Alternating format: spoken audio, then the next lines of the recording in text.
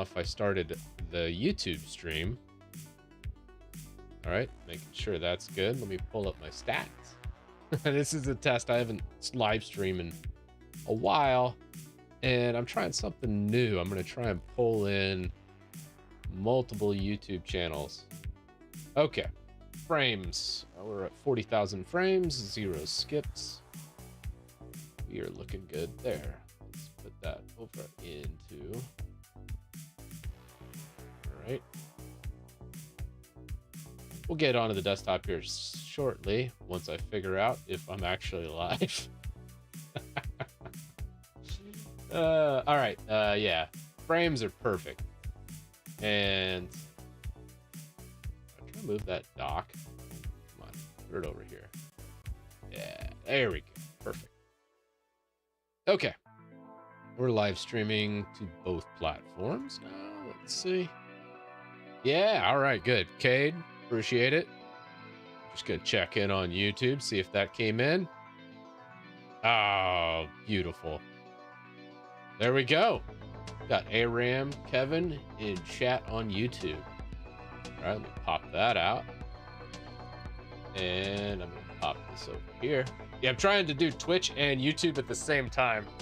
I could just do like a restream or something, but I decided I'm not gonna do that because I just wanted to get like full like 1080p quality, and my upload nowadays is no problem at all. So we got a lot of stuff. New project is something interesting. I kind of wanted to go over this stream. One is a test to see if I could live stream to both, but two, I have something really interesting and intriguing. Like a lot of times people know I use Linux a lot, but I also use Windows. Specifically, there's been so much support through the Windows project that I've really used Windows more than I've wanted to. And I've really wanted to break into taking Windows and incorporating some of the things I miss about Linux on my Windows. First, PowerShell, fixing that experience, adding all the aliases, PowerShell profiles, making it look like a Linux terminal and act like a Linux terminal.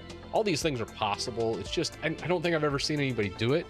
There's a couple like really neat projects that kind of open the door to it, like Oh My Posh, I think is what it is. It's much like Oh My ZSH or Oh My, I don't think there's an Oh My Bash. I need to make a Bash video. I'm gonna have that coming up next Monday. But I really wanted to get into that aspect of things and kind of workshopping it. So let's get into that. And I'm gonna just adjust my chat here. All right, let's move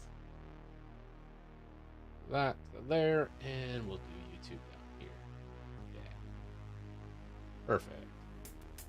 Well, somewhat perfect. I love it. All right, cool.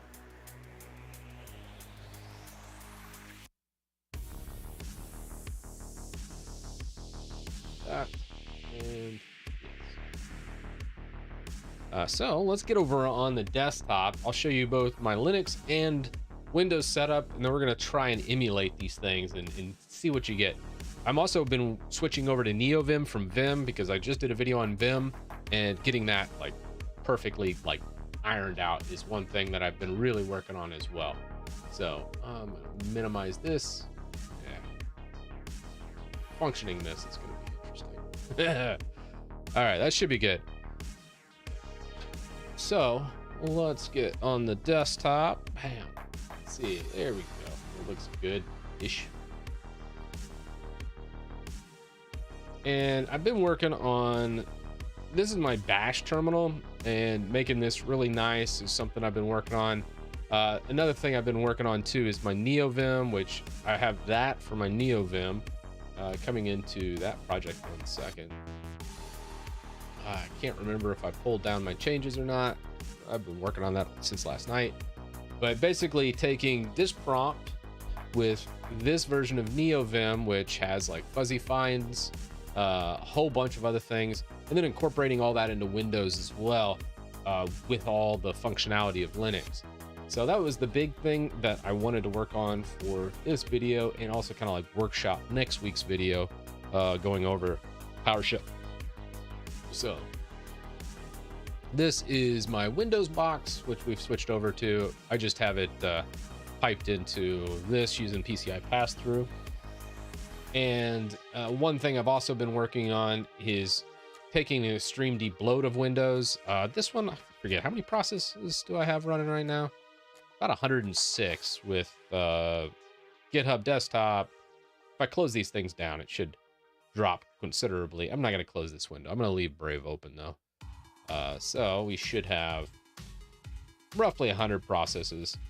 I wonder why that's so high. Oh, we got Looking Glass, Steam open, and some other things running in the background. So it's a little bit higher than normal, but still only using about 2 gigs of memory. And yeah, that should be good.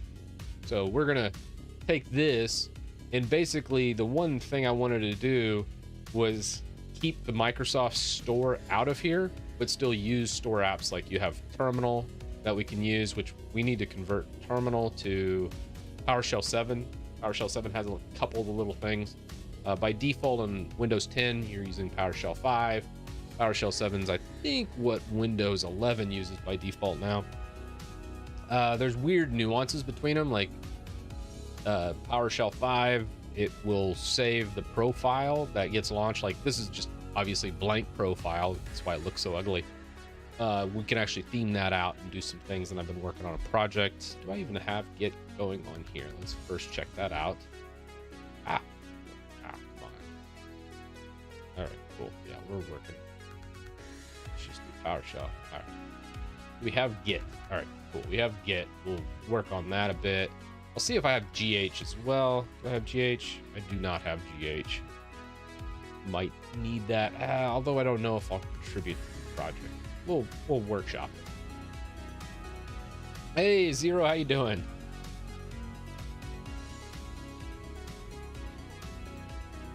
Soft, thanks for the Prime sub, too.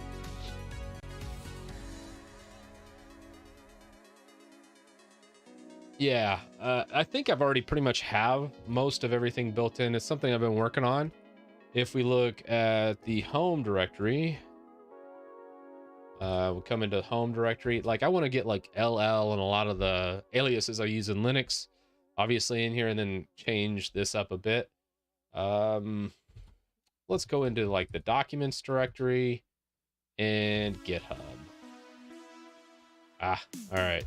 From here, let's do a git clone, and you know what? I think I'll just use GitHub Desktop for this because I know I have that installed on my Windows box. Let's clone a new repository, and I think it was called PowerShell profile. I've been working on this. This is about a day old, so definitely not ready for prime time yet. So I don't encourage anybody watching this stream to use this, as you're gonna have problems. I don't imagine this working right out of the gate, but let's see how well I did on my first like sudo script, as I think I was writing some of this in Linux too. So I have a setup script for setup PS1. Let's cat. Oh, I can't use cat. Let's just run it and see what happens. Okay, operation, probably execution policy maybe.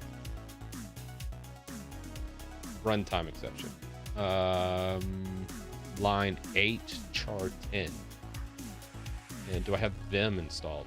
Dude, I don't even have Vim installed. Oh, I almost forget. I've been in Vim so much on my Linux box. I'm like, oh, like a fish out of water here.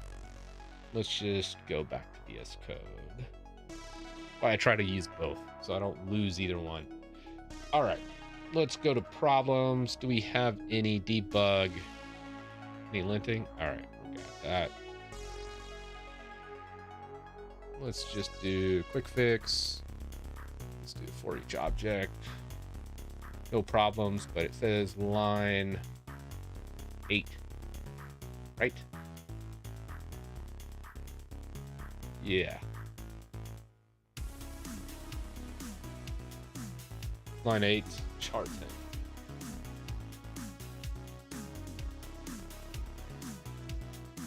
Yeah, how's the stream, by the way, guys? I am dual streaming, so I'm pushing out, I think, 5 to 6 megabits per second. Why is the timer resolution not in your gaming optimization? I'm not sure exactly which timer resolution you're talking about. Are you talking about, God, it's a BIOS setting, I think. My brain's hurting. I think there was the nagging timer. It depends on which algorithm. Are you talking about the, I want to say nagging algorithm. That's not it though. Something naglish. Ah, crap. I can't remember the algorithm, but that's like a gaming optimization that I think is in the script. Some people have actually asked for it to be removed. Some haven't. It just depends on what you're going for. And then sometimes there's the actual timing on the actual system itself, and that is more dependent on BIOS setting, and that's why I would never add that to a more global script that most people would run, because that's gonna screw things up, because some people will have that BIOS setting, some people won't have that BIOS setting. I also thought about messing around with Windows Scheduler a little bit too, because I don't know, I think they changed the scheduler in Windows 11. That isn't, I don't like it as much as Windows 10's scheduler.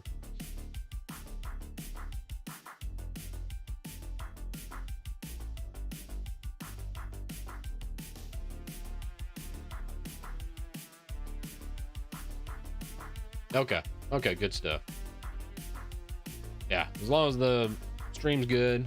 I think it's good on YouTube. I don't see anything on Twitch that says it's a problem either. Yeah.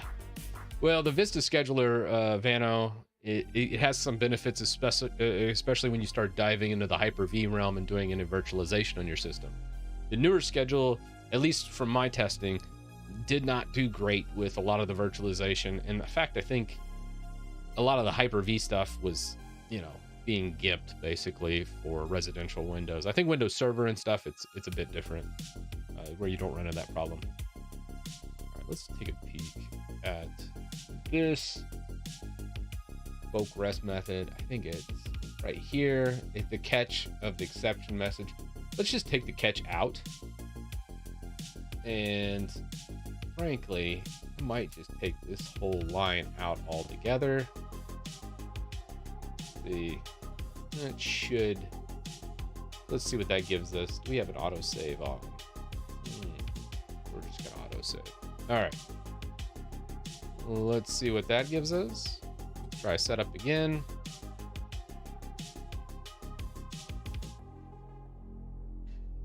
All right, we got some errors. Line 3, that first bit I think is trying to install profile. We'll check to see if the profile actually outputted. Then we also have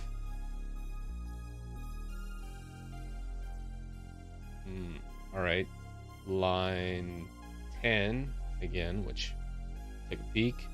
Line 15 for the WinGet list, which I don't think we need WinGet on here. It's just something I'll need to notate to come back and fix. So oh my posh, definitely this. I wanted to do like a check on this, but honestly, what we can do in the meantime until this gets resolved, we're just gonna make it stupid. We'll just get rid of all this. I wanted to do a sanity check, but it's weird how WinGet doesn't have an API to check for already installed software. It's kind of maddening in that way. That's where like Scoop and Cocoa do a little bit better. Font install, we'll need to look at that as well. All right, one more time. What's this give me? We got line 10 still. Oh my posh, that's installed. We're good.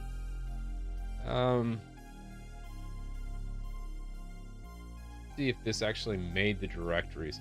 I think we need to do documents refresh. What do we got? So what PowerShell, if anybody's not familiar with this, it's trying to make this thing, and I bet you the error is directory not found. Okay, so it can't make the subdirectory to toss this file, or the directory to toss this file in, because it simply doesn't exist. So we're gonna make a Windows PowerShell directory. Fun fact, on Windows 11, this is a little different. It would just be like PowerShell, I believe. for the actual directory. So PowerShell 7 uses this, PowerShell 5 uses this. Why there's no standardization? Well, that's Microsoft. Oh, I love it. Don't worry, we're gonna get the Vim.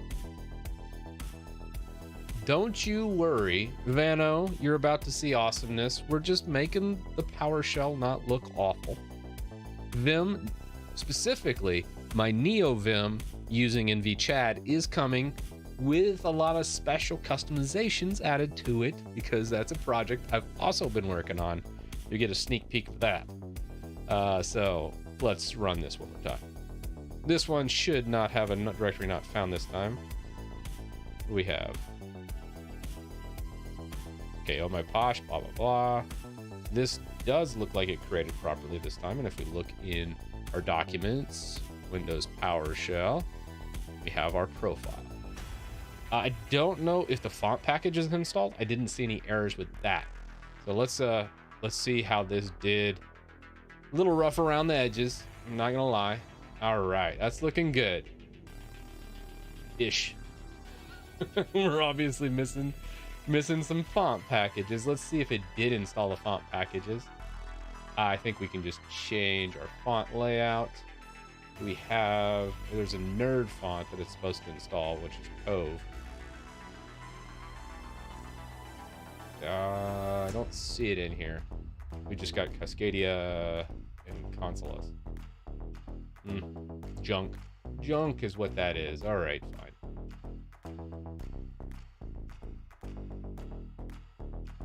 Yeah, I'm not sure about the con host from registry. I'll have to look into that for full automation. For now, we'll probably just do a... we're in the system directory. Oops. Not where I wanted to do it. So if we look in documents, GitHub, do we have anything? No. So next up is installing Neovim. I think we can just do it when git install Neovim.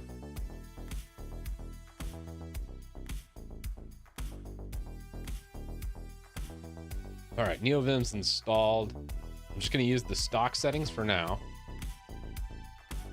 just so I don't have to pop out and go over to VS Code.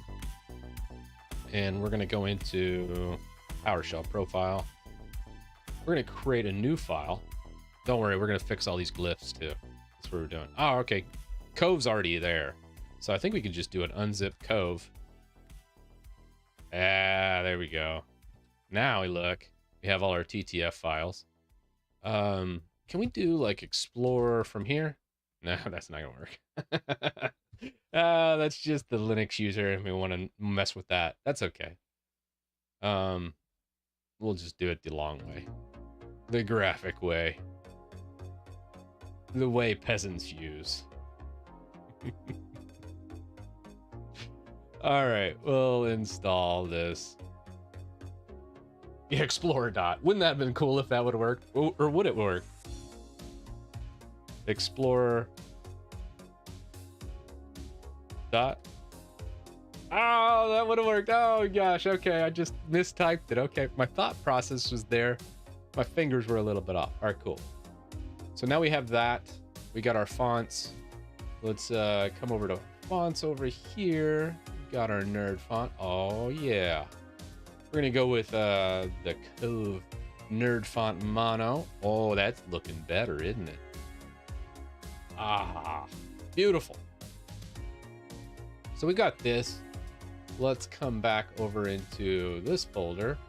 I'm gonna change this out a bit too. Let's clone a new repo. We'll probably grab my Neovim, which I have been working a little bit on in Windows. Most of it's done in Linux. So again, we're gonna run into some errors. Still working on the whole automation of this so it can be ready for the masses when I do a video on it. All right, so we got Neovim, cd Neovim, and there's a couple aliases. We got the ls to list everything, and then we have ll, which just lists the actual files itself. Now, I have been working on a Win setup here, and if we look at Win setup, wait, what? Oh, I think I can't use the dot term in Vim. Oh, you know what it is, guys? This is dumb. Let's just pull up PowerShell. Let's fix PowerShell too. PowerShell. And we probably need to, we're about to do this all over again whenever we switch to PowerShell. Let's increase our font so y'all can read it. Be like a blind person. There we go. Color scheme. All right, that's fine. So if we grab a new one. Oh no, it's still messed up. GNU to Linux. I don't really care about the big Linux installs. The GNU is really bloated in my opinion, and I'm getting at the point where I just hate all Linux distributions. Like, just give me the server version of Linux, and I'll just put the stuff on there I'm going to use. That's where I'm at now. I've just gotten to the point where I'm just like, all Linux distributions suck, and I hate them all. And I just want to do a plain vanilla, just give me vanilla Debian, and then I'll put whatever I want on there, and that's all I want. That's kind of where I'm at. So I'm getting to that point. And then Windows, Windows is definitely a victim of this mentality too. Like Wednesday's video, I'm doing Windows processes down to 40 processes. I'm stripping out updates, I'm stripping out Defender, I'm stripping out pretty much everything you can possibly imagine in Windows. And then just saying, I'm going to make all these mechanisms and I'm going to control it. And I don't want Microsoft even touching it. So I've stripped out so much of Windows. Now I build like little pieces of it that I want to control. So Windows Update, I found a really good workaround. I'll show you guys here in a bit after I finish getting my PowerShell somewhat okay. Excuse me. Let's change out Windows PowerShell. Appearance. Oh, you know what we didn't do? I didn't hit the save button. Yeah, all right, cool. All right, now we're good.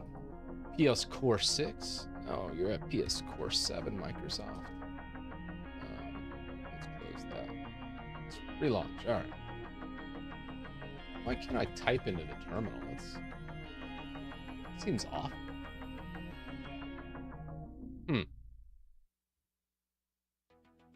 Oh well. We'll just use PowerShell, vanilla PowerShell for now. Can y'all see that okay? All right. In Vim, that's working. Vim, let's see if my alias for Vim's working. All right, good. Wait, was that? Okay, yeah. We're good. All right, so we have that going. Now we're going to go into our home folder, move over to Documents GitHub, and Neovim. Now, we're going to Vim Win Setup. Okay. So, let's see what we're doing here. We're removing any Neovim current customizations with clearing out app data local in Vim. I'm making these home directories I don't think those are really needed, to be honest with you. Just we're gonna leave it for now. We're doing an IRM of Ming GW or Min GW. I'm trying to get back into C programming a bunch. I know it's kind of made my YouTube videos like super weird lately, but I don't care. I'm just like wanting to really dive into programming a bunch and revamping so many features and stuff I've always kind of wanted to do my whole life. I'm just like, I've never had time. So now I've just been kind of going nuts with a lot of this. And then we're just setting some variables in a list object and doing a blanket install. So we got Lua, Python, Rust, Node, and then Neovim, which we've already installed. MinGW will have to run after the fact, it looks like. That's where I'm at in this script. So let's run Win Setup. Let's see what that gives us. This should install most of the stuff we need and copy over the files we need as well. Was there a symbolic link in there? I think there's an MK link. It's a little bit different on Windows. But yeah, I just described Gentoo. Yeah, that's true.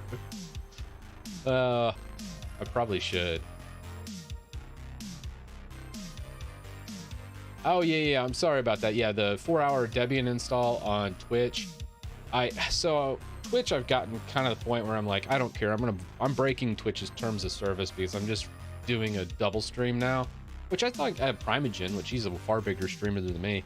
He does it, so I'm just like, oh, screw it. If he's breaking the terms of service, I'm sure I can break the terms of service and get away with it.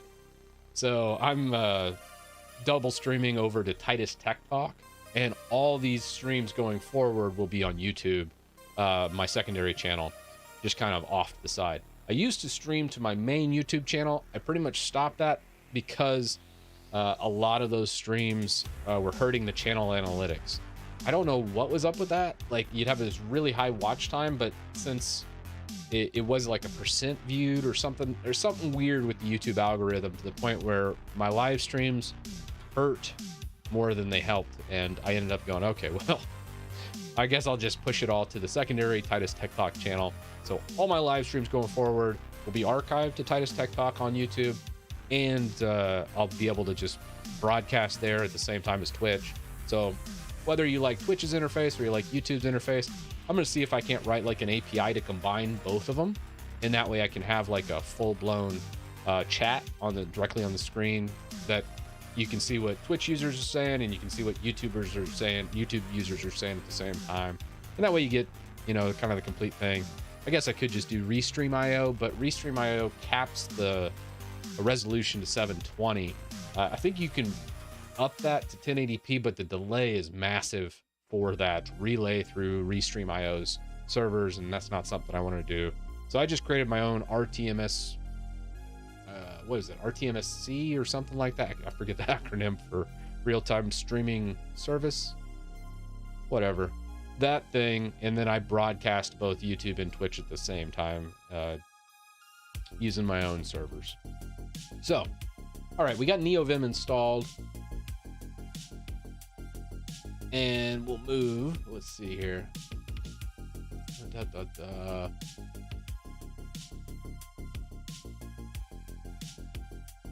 Yeah, I can throw it on caffeine. I don't even know what caffeine.tv is. Let's go Vim. How are we looking on Vim? This should grab all our customizations. What are we missing? Error. No C compiler found. That's right. We need a Ming GW. What other things we have here?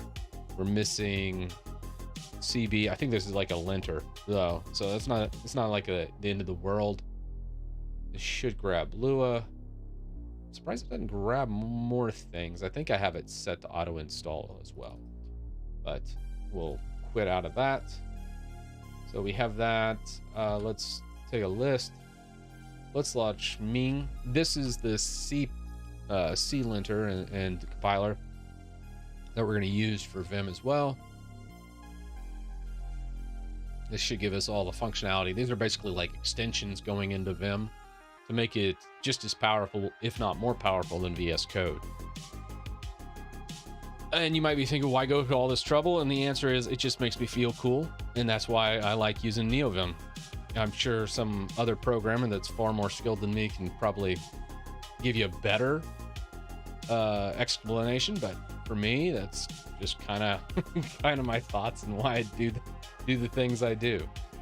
It's just more of just a personal preference. All right, we're gonna apply this.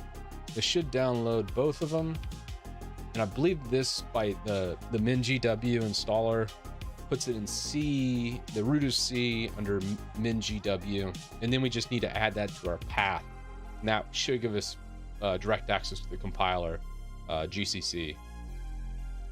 So that way we can utilize a lot of the Linux tools alongside in our Windows environment. It's kind of janky, and I don't know how to set this up exactly to be fully automated through a PowerShell script, because it's kind of difficult finding a lot of these in a Windows format. I appreciate that, SEO. RTSP, that's what I was thinking, Chris. Yeah, the big thing was combining the chat outputs. Luckily, I don't have too many people following me through live streaming, so I can easily keep up with both chat windows. It's just when I do get a lot more people, that's going to be more I need to have an API ready to combine all the chat so I can easily follow what's where.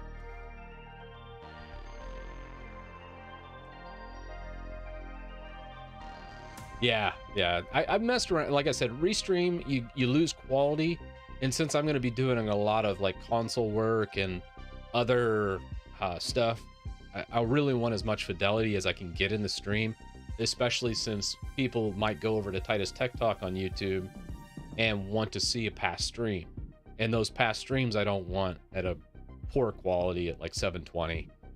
And then also there's the delay that comes with Restream, which I hate the delay of that.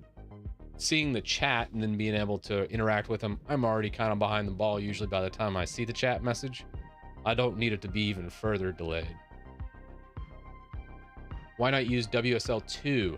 That's a good question. Like, a lot of WSL2 works just fine and you can do it, but there's certain projects that WSL2 just sucks. Like, specifically, the one project I use every single day, and that's Hugo. I have a pretty large website at this point with hundreds of articles, and compiling Hugo through a Hugo server, it's fine if I use PowerShell or a native one, but if I use WSL2 and it has to go reach into like an ext4 disk, it just is ungodly slow. So I think that's just the conversion from NTFS to like ext that WSL2 uses, but whatever it is, it's just terrible. And you know, WSL2 is great for some stuff, but at the end of the day, if I really wanted to be doing this, I would just be like, all right, well, if I'm going to use Linux, I'd rather just use Linux. Where if I'm over in Windows, you know, I have specific purposes for doing each one, but that's the reason behind it. Is WSL2 is not, it's a good solution for a lot of things. It's just not a good solution for everything that you want from Linux. Hopefully that helps. I'm not hating on WSL2. I like it for what it is, but to me, it's kind of pointless. Other than like maybe a video that someone might enjoy that might get some use out of WSL2. But for me, I'm just like, I would rather just do it all either in native Windows and just fix the problems with native Windows, or just use native Linux. And then you don't have to worry, oh, is that part of the compatibility layer that's messing up this certain thing I'm doing, or is that, you know, you don't have any of that guesswork. All right, we're good. And let's double check that install path. I believe it tossed it, yeah, min-gw, and I think bin. Yeah, that's where all the executables are. So what we're gonna do here is fix this. We want access to that compiler anywhere in our Windows system. So we're gonna do sysdm.cpl. This pulls up the old system properties. Specifically what we want is advanced environment variables. We're gonna edit the path.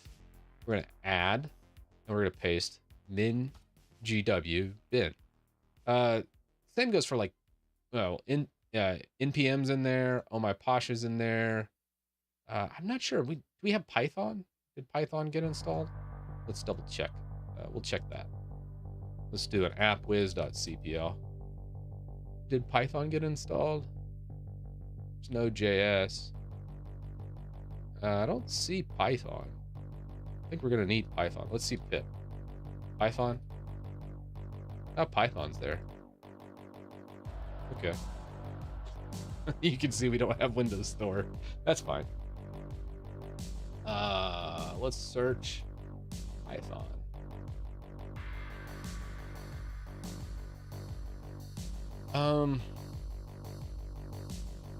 What version of Python we want? I imagine 3.8, right? What do we have for our Win setup? It's fine. We just need to relaunch, you know, grab the new path variable. Can't remember. I think the source you can do like ampersand and then source the profile again. Another weird bug, we're seeing spaces in here. Yeah, Python 3. I guess that was not right. Oh, 3.0. And you also have Python 3.9, 3.10. I thought there was just a Python 3 for a winget install. That's kind of odd that it's 10 different packages. I think we'll just grab Python 10 or 3.10. That's just a bit on the odd side.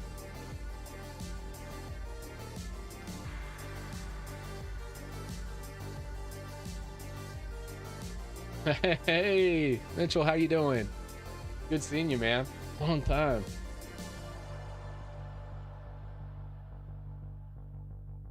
Do you use a VM for your projects and stuff? Yeah, a lot of times I use a VM for specifically Windows projects because more often than not I end up blowing up Windows. But I'm a huge fan of virtualizing. Always been. I've done it so much professionally that it's kind of second nature. I don't use DistroBox. Yeah, so a lot of times, like when it comes to Linux distributions, like I said, I've gotten to the point where I don't like almost any distribution, and I don't really like any desktop environment either. Most desktop environments I run into problems with, and I've gotten to the point where I just like a really minimal Linux system, whatever it is. If it's Arch based, great. If it's Fedora based, fine. If it's Debian based, cool. Hell, even Ubuntu server, I used to bash Ubuntu a bunch, which I still do because it's just fun to punch up on Ubuntu. But Ubuntu server is actually not too bad. Just strip out snapd, do an apt mark hold on snapd, and then just go about your business with Ubuntu server. And you can just install your minimal base, and it's not too bad. Although with Debian supporting a lot of non-free and firmware packages now, I don't really see a point in Ubuntu. So, but either way. All right, let's try this one more time. I think we can exit this, come back in. All right. And then we'll probably do it all over again like a PowerShell 7. We'll just do Vim. Perfect. No errors. Everything looks good. How's our fuzzy find? Looks good. All right. Great. One thing I'm noticing is maybe we could change. I think is it G? Okay, cool. Yeah. So when I come into here, let me explain some cool things that's going on in the background that you're not seeing. So we can do a lot of shortcut, and like V will automatically resolve to like in Vim and the rest. So there's a profile, there's a variable in every single PowerShell called profile. And this again varies between what version of PowerShell you're in. And if you look at version, this is 5, I believe. PowerShell version? Nah. What was it? I thought there was a version. Oh no, that launches a specific version of PowerShell. Can't remember the command to output the actual version of PowerShell. I know this is 5 though. Regardless. So you can just do profile. That's going to tell you what the actual profile of everything this is doing. Let's pull up that file, and you can see we're adding a bunch of custom functions. Now, functions and aliases work a little bit different in PowerShell and Windows, but they work pretty much like an alias does in Linux, just a little dumber, and they require a little more, how do I put it? A little more syntax, I guess. It's a little more wordy. Specifically, like it doesn't auto assume destinations, so you have to be really specific a lot of times. But we have like custom prompt. We'll switch, like if you're an admin, it'll be pound. If you're a user, it'll be $, much like you can see in Linux. dir, admin, you can type admin to elevate. I think I even put a sudo and su alias in here as well, so you're familiar with those. And then I added like ll to just list files. There is only long listings in PowerShell, which is a little weird, but I'm okay with that. Long listing has always been my favorite. So ls is a long listing with folders. ll is a long listing with files. G is just a shortcut key to jump to my GitHub directory. gcom and lazy G is just functions I use all the time in Linux that I brought over. Get public ID. I think get your public ID. It's just doing curl basically, or IWR of that, uptime, reload profile, so on and so forth. Just some really basic stuff. Unzips, reps, seds, disk free, all those things. So like when you're in here and you go df, gosh, it didn't, I'll have to fix that alias. Still a little rough around the edges. All right, let's do a uptime. Yes. So say, hey, okay, this booted today at 12:30 in the afternoon. And you can see the uptime for this Win10 VM. So just adding some of those Linux commands and kind of making PowerShell not suck is one of the big things. Thanks, Zero. Appreciate the super chat. Oh my gosh. Jalopy, I know what a highlighted message is. I still have my Twitch stream up here too. Good seeing you though, man. Yeah, I know, SEO. I don't have the best etiquette when it comes to Git. I'm still learning, still getting better. PowerShell version, I think that should work. It says missing argument. It's just one of those PowerShell things. All right, so that's that. We've got that. Let's see what else we can get into trouble with. We have our Vim, we have our PowerShell decked out. I was curious to see why this I can't type in. It might be something up with terminal, which is kind of interesting. The other things I'm working on a video on is WinGit installer. This is kind of a cool thing. So if you install a Windows system and you need WinGit, instead of, let's say you don't even have the Microsoft Store, you can actually do an install script of WinGit. It grabs it from PS Gallery, which is pretty dope. Let's launch into here. See what this does. We're going to say yes to that. And we're going to say yes to that. Just grab a new Git. And we're going to say yes to that. We're going to trust. And we're going to run it one more time, and it should spit out a full install of WinGit. This would be, it didn't do anything because we already have WinGit right here. But this would go out and install everything, adjust your path variables, make WinGit accessible to all, no matter what happens. So if you have a completely borked Windows install and you need WinGit, using an install script, just doing install-script-named WinGit-install, it will grab the PS Gallery, that's basically a Microsoft-hosted collection of scripts, and install this automatically without the Microsoft Store being present, which is pretty awesome. That's one way of doing it. And then there's this way I saw in Ninty Light forums, which is really interesting, and I might borrow some stuff from this guy's script as well. Let me pull up downloads. And if we look here, let's see, we have, let me remove.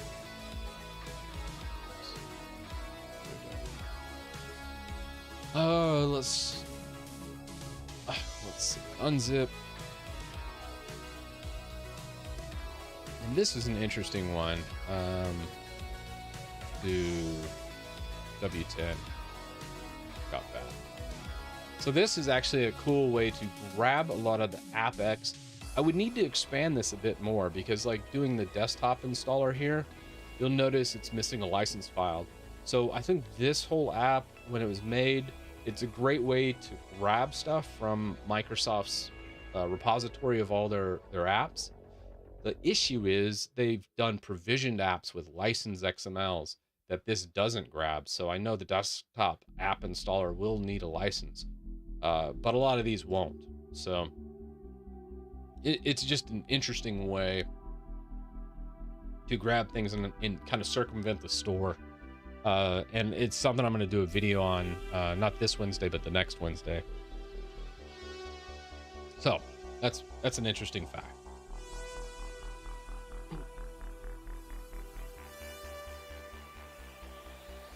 Yeah. So yeah, I would say Vim Tutor if you're looking to do Vim, that's one way of doing it. Let's do a Vim tutor because I haven't done it in a while and I'm overdue. Yeah. PS version table. Thank you, Dave. Appreciate that. That's exactly what I needed. Yeah, this is 5.1. The latest would be PowerShell 7. And if we do a search, we should see PowerShell 7. Where's that? Just Microsoft PowerShell. Install. What's going on with the terminal? I think we need to uninstall Windows Terminal. Oops. It does not like my double hotkeys. Need to work on that too.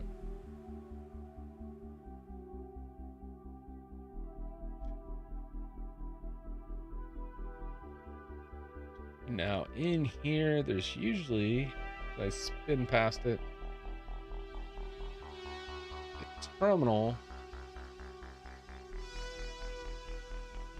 No. I'm looking for the actual terminal preview. It's not here. I wonder if we could just scroll down, right click and say uninstall. Yes. Okay. That works. Strange. All right, let's try to do a winget install of just the regular terminal. Class not registered. Interesting.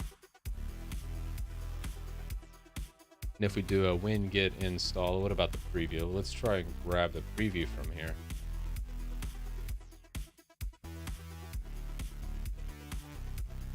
Yeah, that's also failing. I bet we could do a full Apex download and install of it and fix that as well. Let's try and use that one tool that we just launched and do exactly that. Because I've stripped out the Microsoft Store completely. And winget is just not working well with the old Windows terminal here.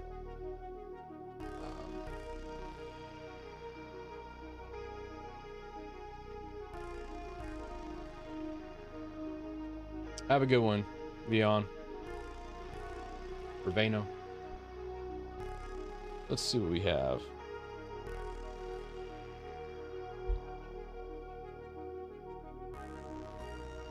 I think for this, we're gonna do, let's launch that. Cool.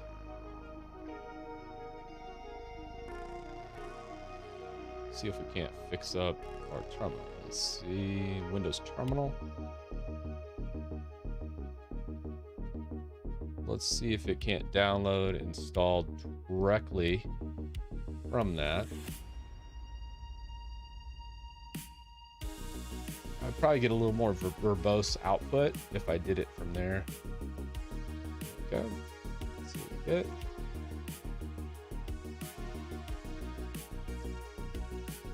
And did that net us anything? Yes, there's terminal. But again, that is so strange. It's blocking all my text output, which doesn't make any sense to me.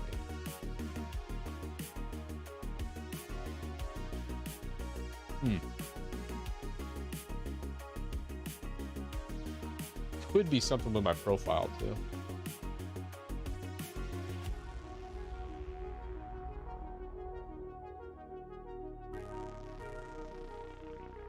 Yeah, I absolutely love winget. It's so hard to go back after, like, just think of how we used to do it. And some people still do this on Windows where they'll actually pull up and run stuff from directly from the browser, downloading like the setup executable and like launching it. It's like, man, I feel like a caveman anytime I do it. I still do it on occasion, but it's very rare these days, no matter what system I'm on. Let's go like 1/2 dark. Make this look a little prettier. Let's see if there's something else. This PowerShell icon, appearance.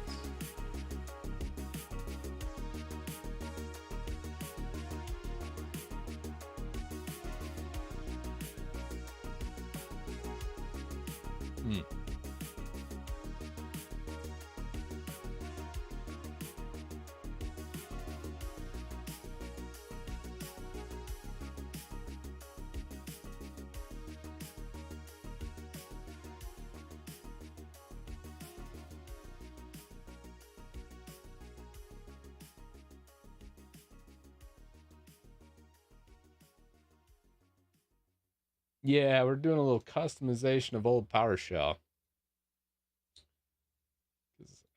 I saw, like, I made a Twitter post about today's video, and this is so weird.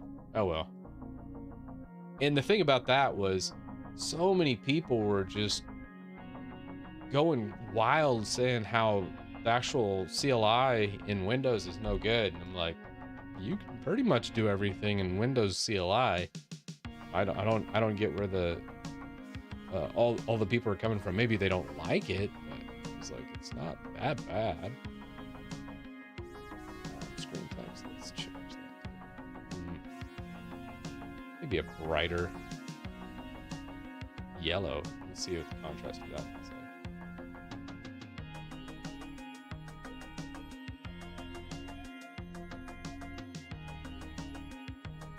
like. Okay. I kind of like it.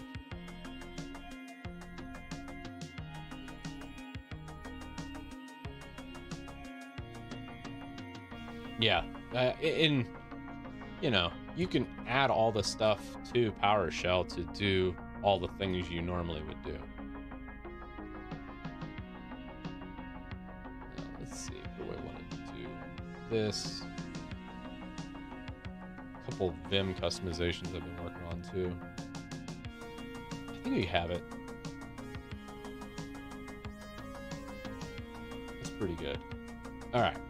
I'm going to do a video specifically over installing directly from here using PS Gallery, which I think is pretty powerful. I don't think too many people use this. Oh, let's pull this up. So many cool ones. Let's see what the top downloads are, because I like kind of sifting through this as, let's see what package management does. A lot of downloads. A lot of it's, let's see.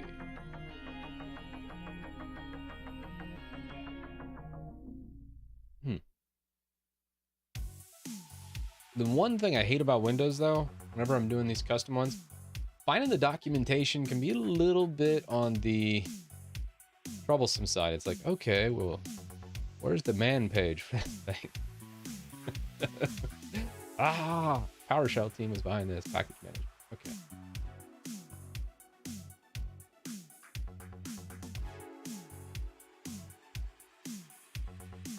Yeah, pretty much you can get most downloads. You can also do that as well. Hey, what's going on, Don? Good seeing you, man. Oh, Don, we're doing some blasphemy today. I don't know if you're into it, but theming out PowerShell, grabbing some Vim action. I've been working on my Vim customization. I'll show you that real fast, Don. I don't think I've really done much. Okay, so we got fuzzy find, which is great. Oops. Still working. We have, and I've switched over to Neovim as well. So let's see, open tab. We have tabs. Oh, I don't think it's pulling my custom file. Oh, that's right. Okay. So to grab all my customizations for my Neovim, I've got a new repository, a custom. We cat setup sh. We will have, I think it's this link sh. And I don't think, yeah, right here. I need to cat that. And Windows is a bit different. I was supposed to do an MK link here.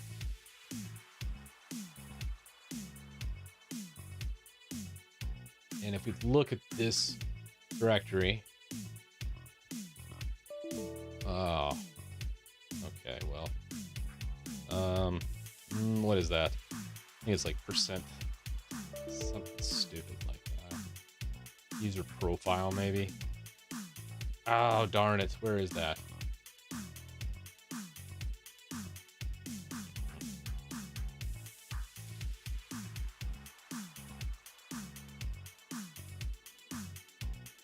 Okay, I think under Lua, and then we can put the custom one right here. So let's do a PWD. I've mapped most Linux commands inside of PowerShell now, so we can do all this pretty seamlessly. So we're grabbing this, and we're going to do mklink to custom edition. So let's come back to GitHub, Neovim, and then from here, if we look, we need that custom directory linked over. So this is where I always screw up, because I do an mklink, which is like a symbolic link, but mklink's a command line only link, so you can't use mklink here. What is it called? I think it's like new item path, and then I think you would do something like this, all backwards. Then I want to say type, symbolic, and then target would be. So the idea of this, trying to fit all this in my brain's a little difficult, but the idea is the path will be where the symbolic link should go. The type, symbolic link, kind of in the name, and then the target is where the actual targets in Linux, it would be the actual target, but in Windows it's all backwards. So a target actually means the source.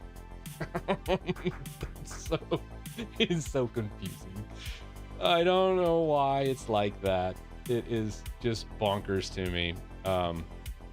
So if we do users, subscribe, documents, I believe. Neovim, this is probably going behind my portrait, isn't it? Oh no, it's right below my portrait. Yeah, PowerShell is it's Bash is light years ahead of this, man. You will get no argument from anybody, even the most avid PowerShell user. All right, so that right there should establish a custom link to this Git repository and write out that symbolic link. So if we do a listing, we have all of the listing custom. You'll see that's everything inside of the custom folder. Now, if we do explore and we grab this one, put it over here. Yeah. So you'll see this, when we click it, pushes it all the way back to here. Although in Windows, it doesn't actually, the symbolic links work differently. So even though all these files are actually sourced from the home directory where the Git is residing, so if I change something there, it's reflective over here. It doesn't actually put you over into that directory.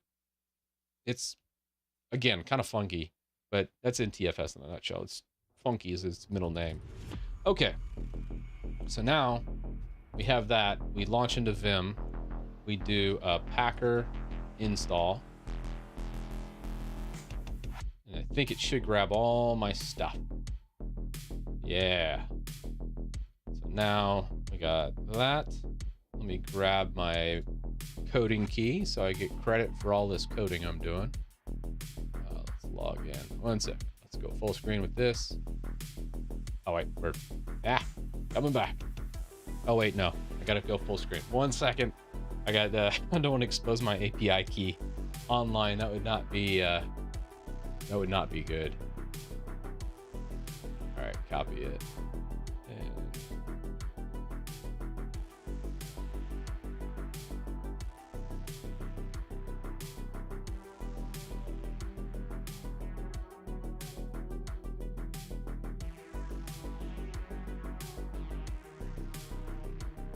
one more time. Oh, goodness. I know. You don't have to stare at my face very much longer. We're almost done. As soon as I get the key properly, I think I got it now. As long as I don't expose it. Docked myself. Invalid API key. Great. All right. Let's try Control-Shift-V. Nope, that didn't work. Control-V. Also didn't work. Man, what the hell is the paste? I did right click. I've tried, All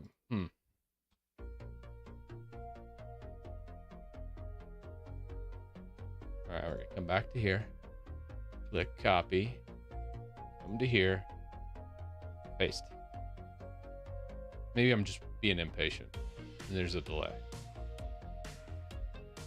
No. Paste. Oh no.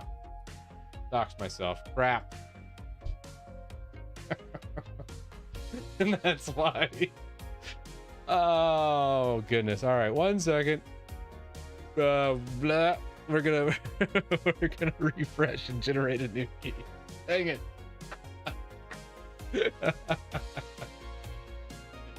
Oh, pro style.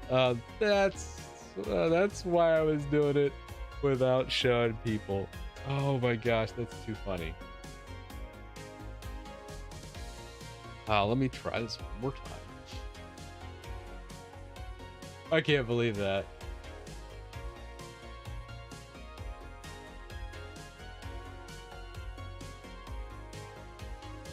I don't know why I can't paste. Oh, there it goes. Aha! Got it.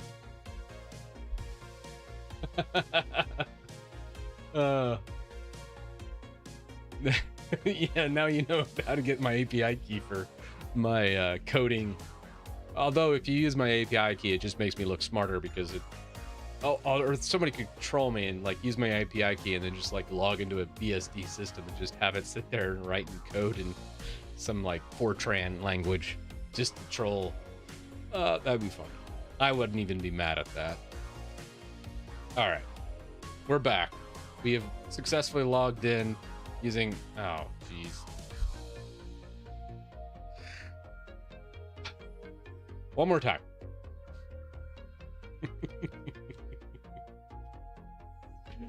Oh man, that is just so embarrassing. I fixed it finally, and then that happens. Okay, this time I'm gonna do it right.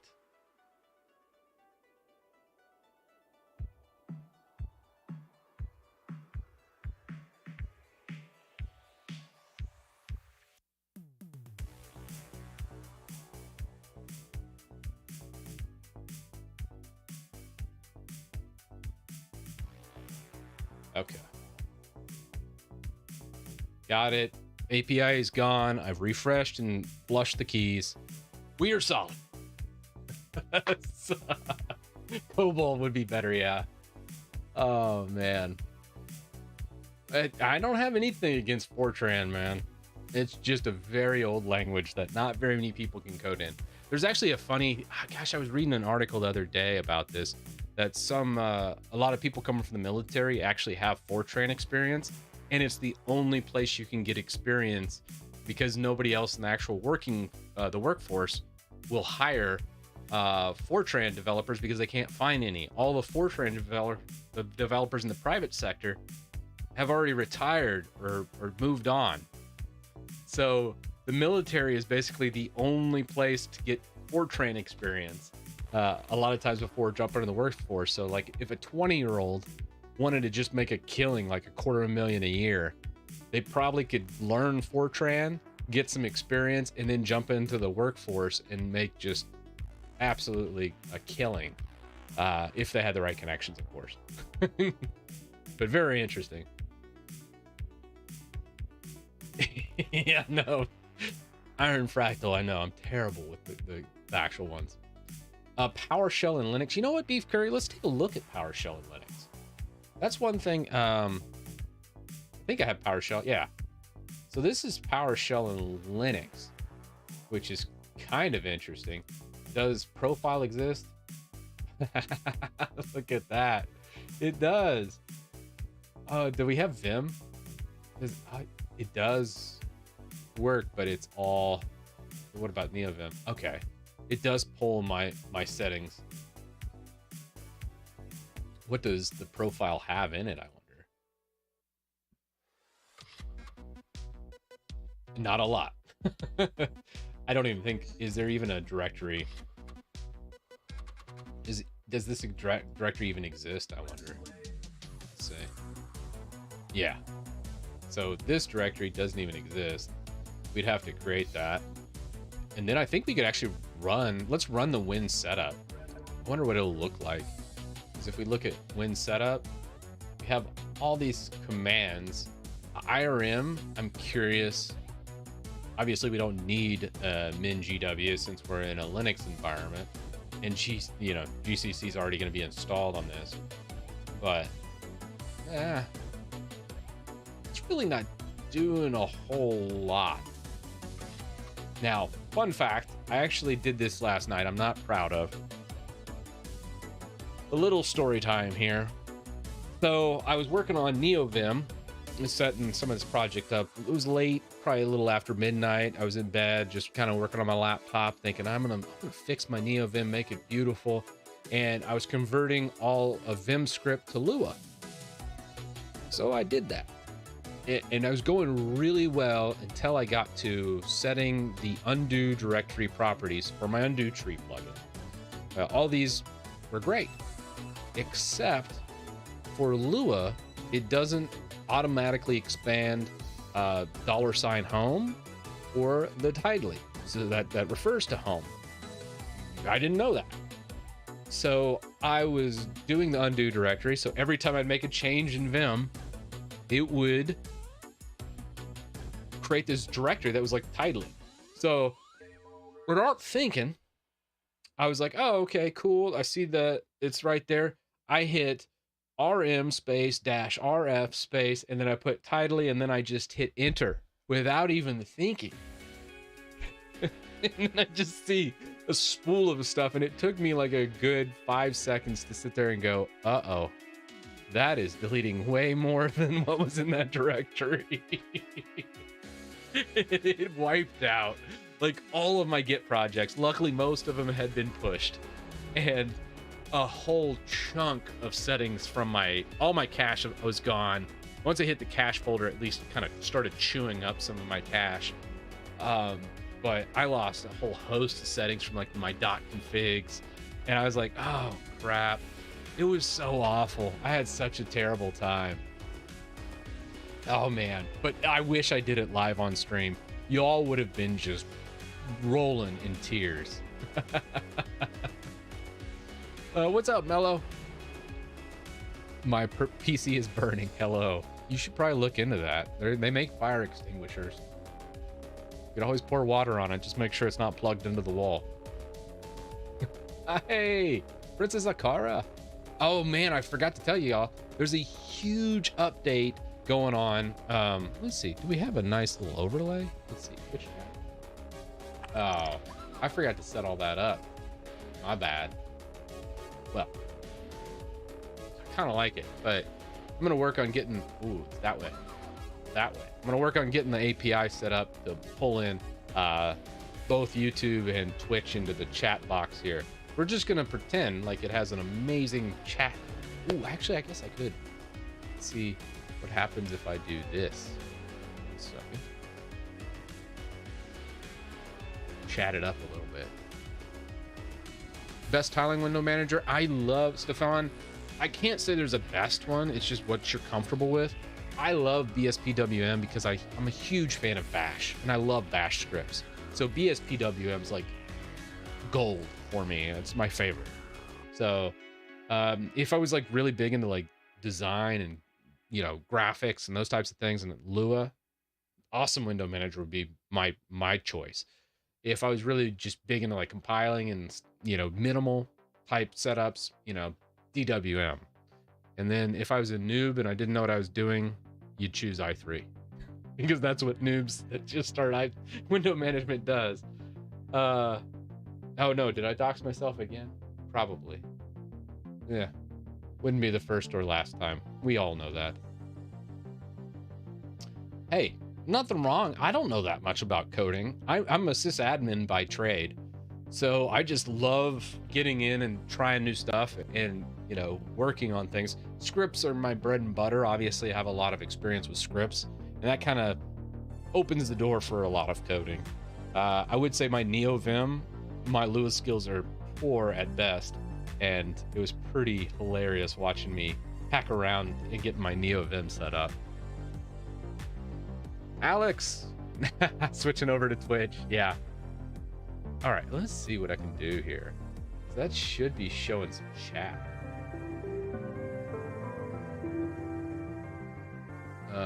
Nope. Hey, all right, let's go. I'm gonna pull it up. We're gonna make this look pretty. That's one thing we'll work on. Now, I'm also gonna try and stream. I'm gonna do these dual streams between Twitch and YouTube. Figure out a better way of doing it, because I miss talking to y'all. That's like the one thing I love. I was trying to figure out a way to do it, and I was just like, there's no real good way to stream what I do, except just to throw it on one of the more obscure channels like Twitch and my secondary YouTube channel. And I think that's just like the best way to do it. And that way I can talk to everybody. I don't care if it goes over a certain amount of time or if it's under, or, you know, something happens and I have to leave. You know, that way we can be definitely a little more informal, but at least then I can actually chat with everybody and do that, because this last month or two, man, it has been just non-stop for me on the videos. I haven't even had time to pull up a game or anything. But I've really enjoyed learning a lot of the stuff I've been learning. Oh, using SAP? Oh, you poor soul. I'm sorry. SAP's awful, but it's definitely got the most traction. Although there is a software. Now, let's see. Are you guys talking about the finance, right? The finance application SAP? Or are you talking about it something different?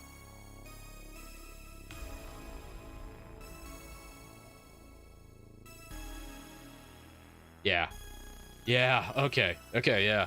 So SAP, I hate, but there's something I hate worse than SAP. If there's any sysadmins in chat, let me know this, because I had to restore an entire business. It was like a Fortune 500 business. They had roughly, depending on the year, I think their best year was around 700 million in revenue.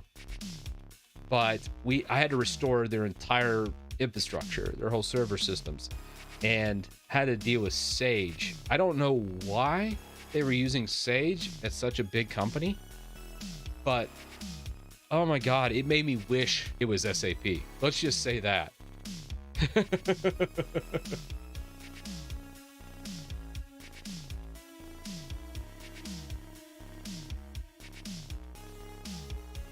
Because I forget exactly what it was. It was like Sage construction. It was almost like an SMB product. It wasn't quite an SMB product, as they actually had some kind of support, although the support was awful. And oh my gosh, any kind of Sage product, I'm just like, please kill me now. All right, let's fix our chat. We're gonna pull in some chat here and make this awesome.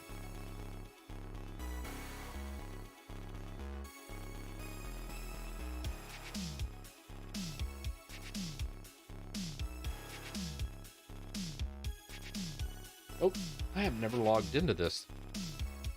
Let's see. Can y'all see what I'm working on in chat? Hopefully not.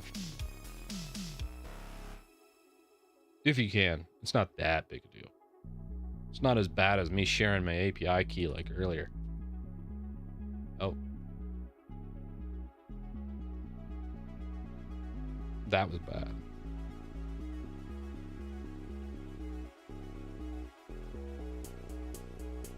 All right, that seemed to work.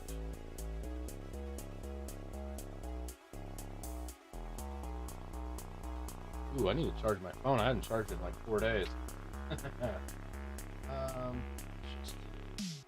Oh wait, we got a charger over here.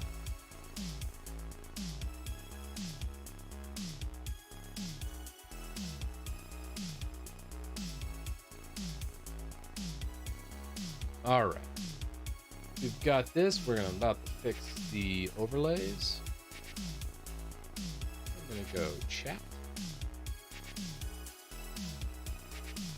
No, that didn't work.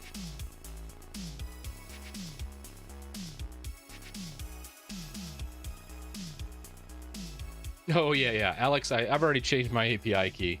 I did that before. I reissued a new API key, which cancels the old one.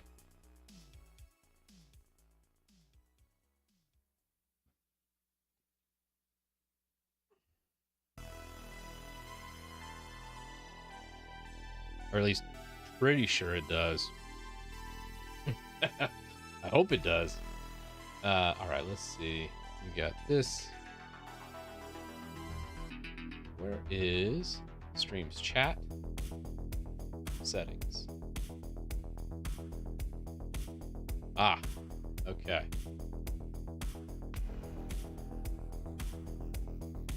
Oh, is it not? Okay. We're gonna copy this over to here.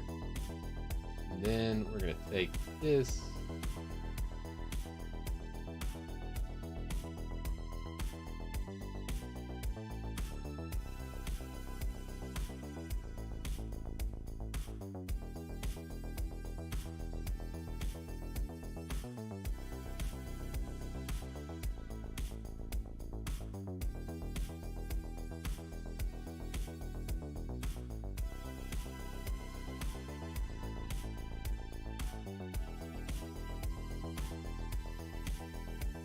Okay, let's see, and then I'm gonna type something. Pro streamer here. I'm so fired. I'm sorry, y'all.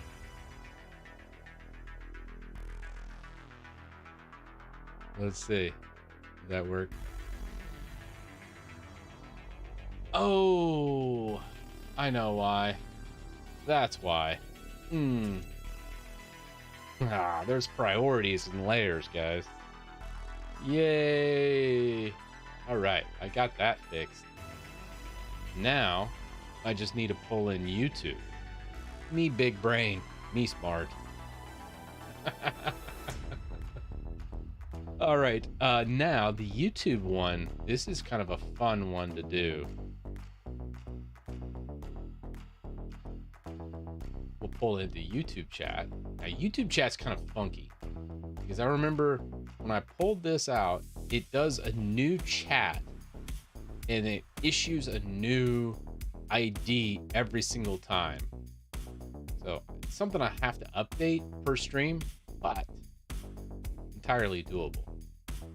So what I'm gonna do with it, come back to here, and I remember I had, oh, I might have deleted it, but there was a custom CSS file, some nerd, even a bigger nerd than I, which that's, you know, I'm giving you a compliment at that point.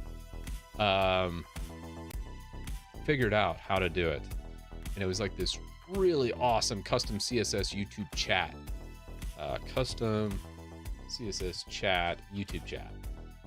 And then you just toss in this. Yeah, here it is. Ah, there it is. So now we'll customize the screen. We'll pull in like some GIMP or something and be able to do it.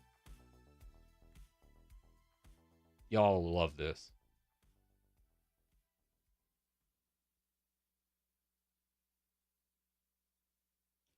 All right. So then I'm going to grab over to here. And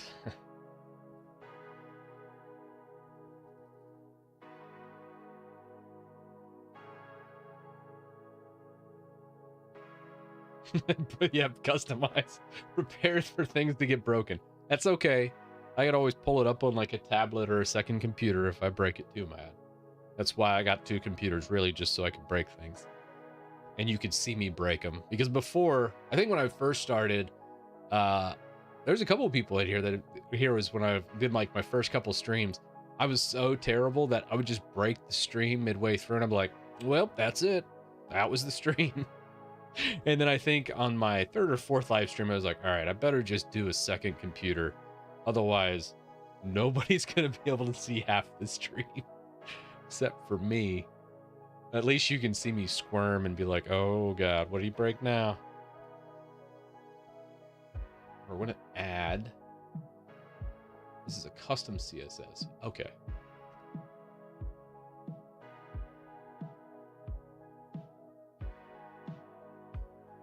So I used to do pop-ups using like a special extension, but this one, I'm gonna just toss it over my chest here. That sounded bad, but let's just put YouTube chat. All right, and we're gonna toss this like that. Yep. All right, so it looks really ugly. That's okay though. We're about to make it look pretty. We're going to put a custom CSS file directly into here. It's going to pretty it up a bit. Yeah. All right. Then we got that. Perfect. Awesome. You guys can totally read that. YouTube's on my face. Twitch is on the side here. Oh no. Oh, there we go. Yes. Aha. Pro streamer. Okay, now we need the fun part begins. I design 2 chat boxes here. Yes. We can expand this out. Be like, here is YouTube. YouTube's so much bigger than Twitch, so I'm gonna put that over here. Oh wait, it's chopped off. Perfect. And I can get up here and like look over.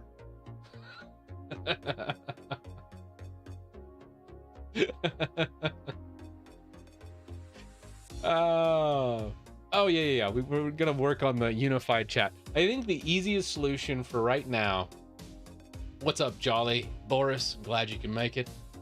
And Peltori, I'm sorry that the YouTube integration with Twitch and all this is a little bit funky.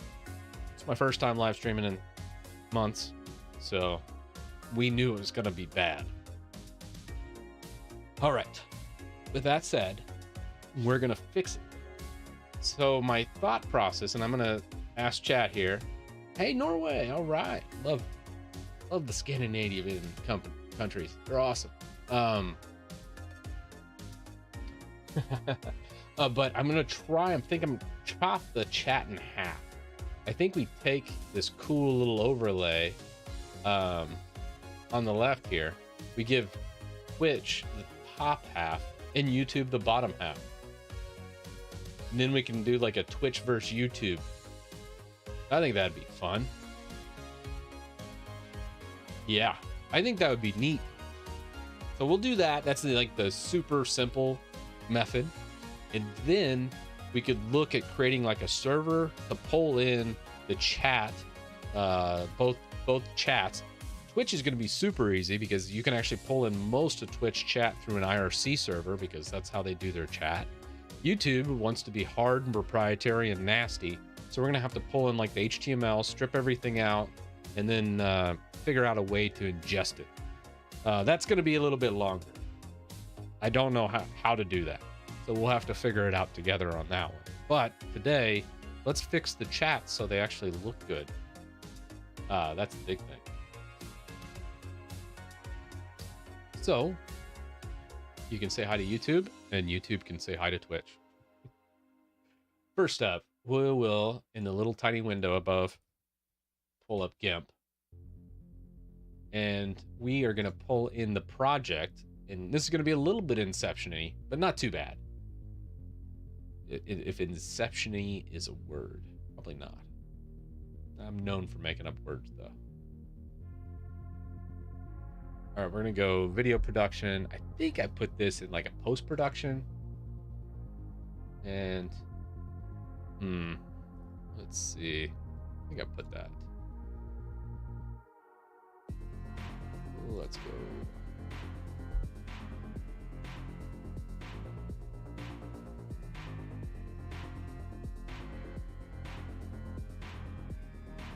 Well, it's nothing in this folder.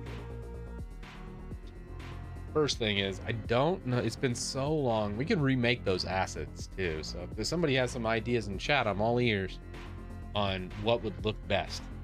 We could just design it right now.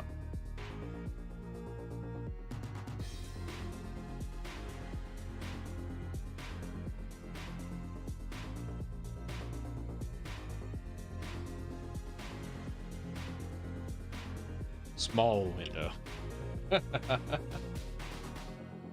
I forgot to push it to GitHub. So I've gotten a lot better in recent years of using the crap out of GitHub, but 2 years ago, Jalopy, when I was doing a lot of streams, I didn't. I should have been learning more about GitHub. Instead, I was doing it through like a Dropbox or I think I was using Synology Drive a bunch. Oh, that's probably where it's at. Now that you say that. Streaming. Oh, I think this is it. Where in here? File. Overlay. Blue. I always like blue. Oh, they have an animated. Ooh, should we do an animated background? Or should we just leave it stock? What's y'all's thoughts?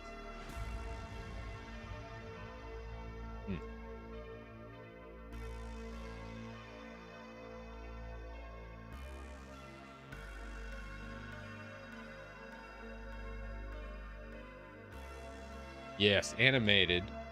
So that means we're gonna have to do a transparent layer on top, which is totally fine. That's pretty much how the YouTube chat is already, and also the Twitch chat. So then it's just matching it up. So now you'll see where my cursor is. We're gonna pull in, probably do background. How do we want to do the background? Better question. So we have transparency portion. I could toss up a green square over it, re-record it, and then alpha out the green square with the moving bits. And then we just need to make the black squares. So we'll chop Twitch the chat in half. We'll put YouTube above Twitch because that's just the order of things in the world. And then we'll do that. I think that'll be beautiful. Maybe a little bit of glossy and blur too. I like it. Oh, yeah. Okay.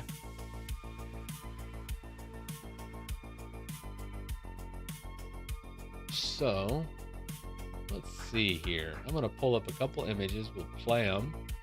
You guys will get to see the little tiny preview, but just know that this would be full screen. And we're gonna go wallpaper, blue, PSD. Okay. That looks to be all. Yeah. So that's just a static shot. Ah, it's so dark. Can't really see much. That's okay. An idea. Now let's see what we can grab from an actual moving one, because moving background I think would just be cool. And I don't think I've ever done a moving background.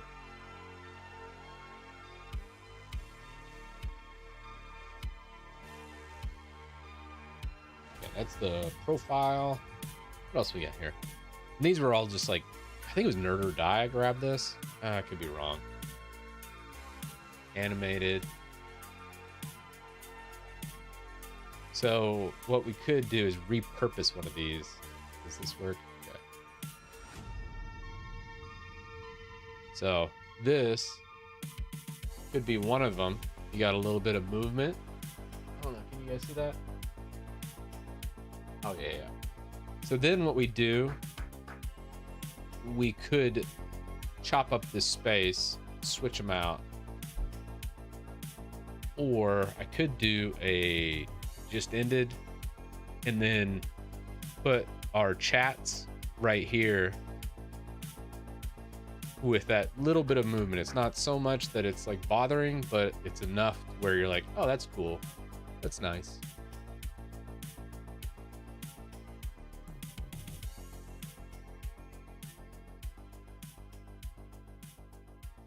Yeah.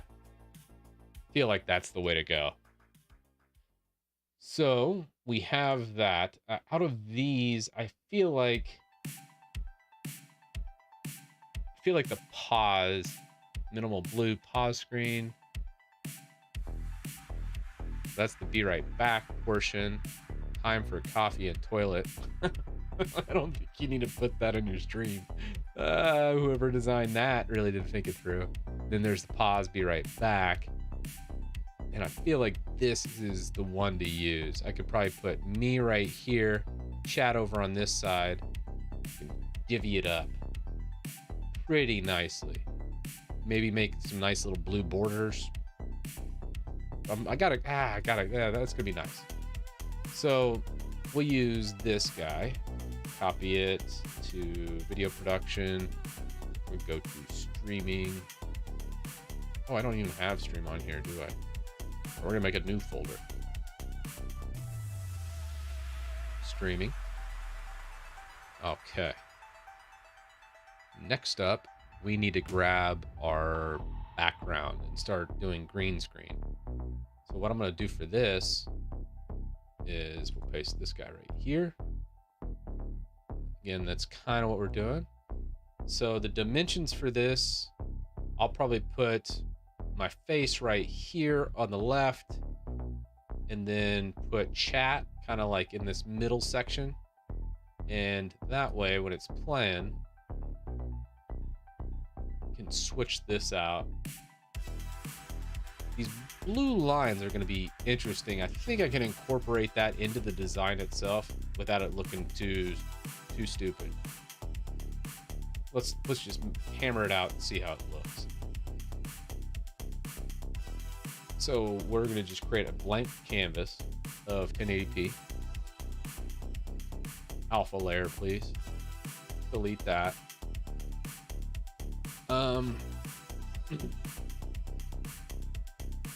Did I switch that? Oh. Let's just delete that layer. Go do a new layer. Not a layer group. Just do regular layer. And I think what we'll do is grab me probably something about a third of the screen.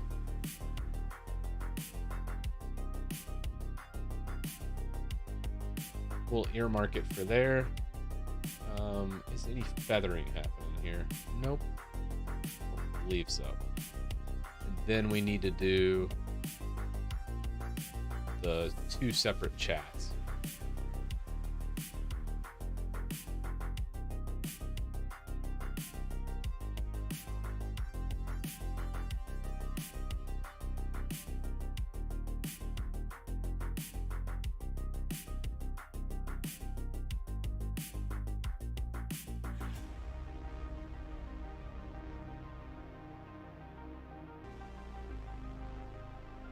Oh, the stream's lagging? Oh no. Let's see. Do I have any? I don't have any drop frames. No skip frames. CPU usage is only 6%. I don't see any hiccups on this side. I wonder if there's much of a difference, because that's YouTube that says the stream's lagging. Also could be... Okay, yeah. So... got that. We're gonna divvy up this. Probably do something like that. We're gonna go full RGB, so 00 for R, FF for G, 00. That gives us this harsh green tone that's super easy to key out. Let's do foreground fill. All right. So that's going to be 1. And actually, let's just cut that, paste it, new layer. And we're going to just take that layer, duplicate it. And then we'll move that down to here.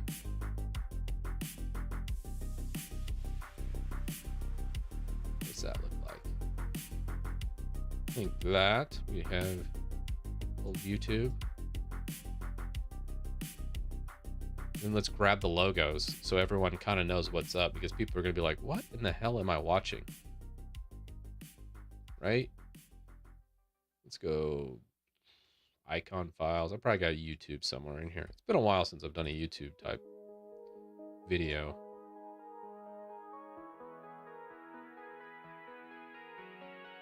Yeah, I could use the old YouTube logo. No, we're not going to do that. Let's just grab the SVG file, YouTube. Pop. Width 300 will do it. And then we need Twitch SVG.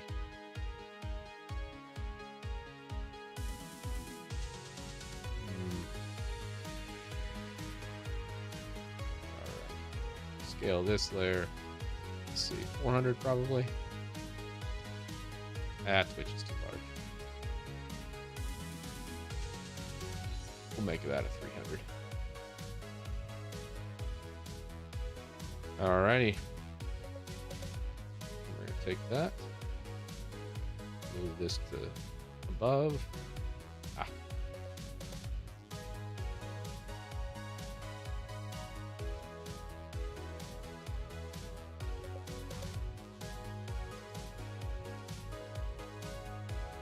Then I think for the highlight,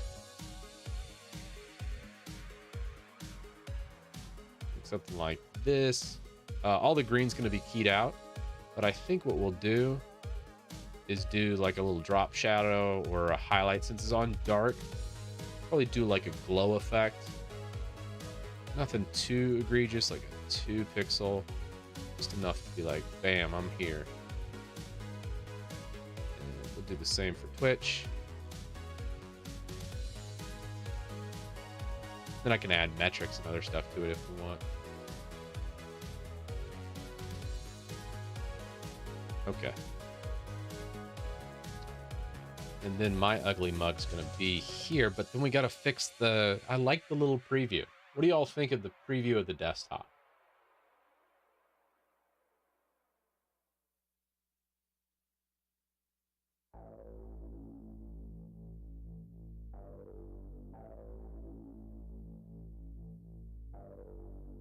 Oh, we got something stuck in auto mod. Well, let me fix that for you. Where are you, auto mod?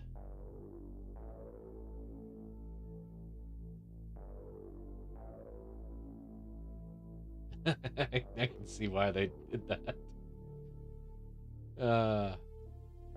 That's funny. All right, we're good.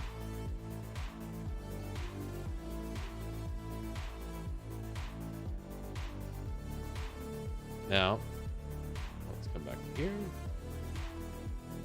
We have the original. I think we're going to just delete this whole layer. I don't like it anyways. Let's make a new layer.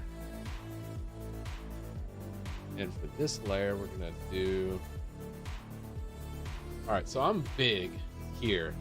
What do y'all think about making me smaller and then putting, well, this guy right here, right there, putting that like above my head and then shrinking me down?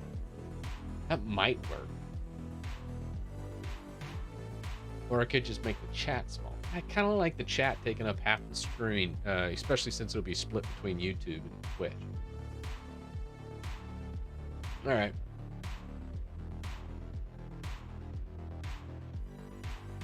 Will you make a review of Void Linux? I don't really do distro reviews anymore. Although Void Linux, I might make an exception just because Void Linux, I really like the fact you can change out the init systems. Or I think actually Void uses the init. It's not initd. I think it's just rund or something like that. It's been a while. Yeah, I think I will do that.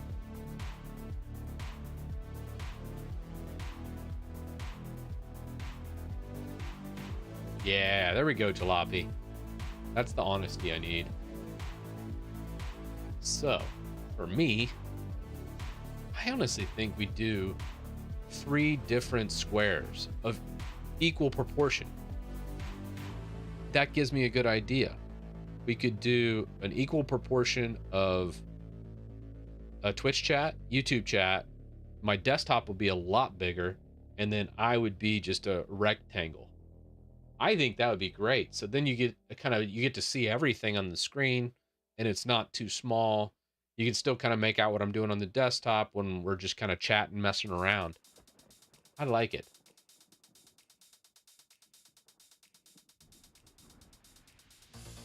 Oh, you still can't read it at its current size. Okay. Let's blow it up then. That's a problem. So we'll fix that. I'm gonna shrink old YouTube down for a second. Put that over here. And then we will come back here. I think we're just gonna copy this square a couple times.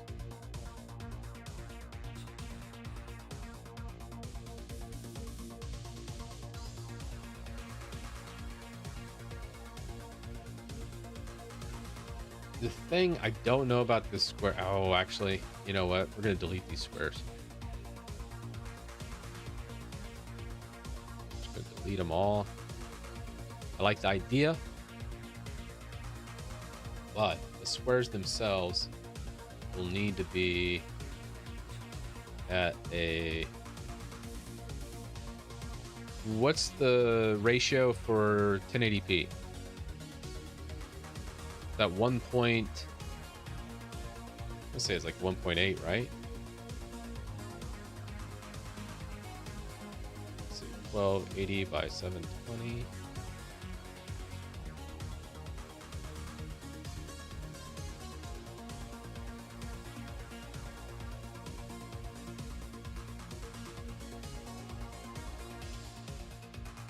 So it's 1.78, 1.777. Yeah, 16 by 9. Yep, that's it. Marco, you are the VIP, man. You got it. 1.77 is what we need. That chat, I have no idea. I said it like 2 years ago. PZ. We're about to switch all of it, though. We'll standardize around it. Get all the chat kind of worked out. I really hate the YouTube CSS, so we're going to fix this YouTube CSS. That's garbage. That's hot garbage. Twitch CSS we can fix. All right. So first up, we have roughly 1920 to work with. Let's just call it 1900. Out of that 1900, probably we'll utilize about 950 pixels per square, or do we want to leave a little bit more of that motion background? Probably want to utilize most of that. So I'm thinking 950 for the width. So we'll go about 950, and then bam. That right there is what we need. And we just duplicate that layer, duplicate the layer, and duplicate one more time. And what this is going to do for us, we're going to take this layer, put it over here.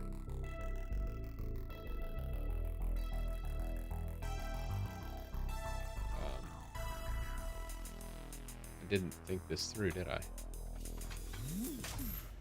That's just all green screen. Okay. I think my measurements were off a little bit. Oops. 950, 950. Oh, I think that's okay. A bit much. Okay. Well, let's adjust that. Let's just do a 900. My bad. My bad on that one. Let's just do a 900 this time.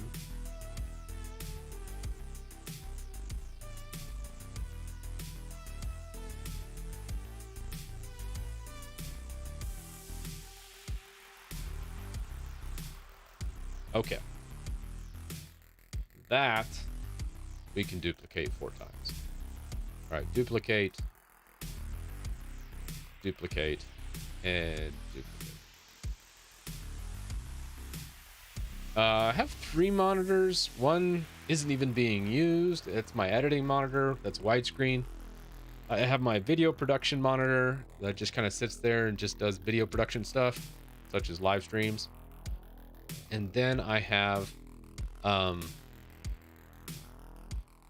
my main primary monitor, which this is the most disgusting thing you will ever hear anybody say. Most people know I'm kind of cheap. I know, shocking if you're just now figuring that out. But I don't like spending a lot of money on much stuff. And I wanted a good quality screen for YouTube recording, but I also wanted a big screen. Now, I tried 1440p for a while, but the downscaling and then, you know, the transcoding to 1080p would cause artifacting, and it wouldn't get, it was just, let's just say, not ample recording software. But I decided, I was like, I still want a 32-inch monitor, and I want 1080p resolution.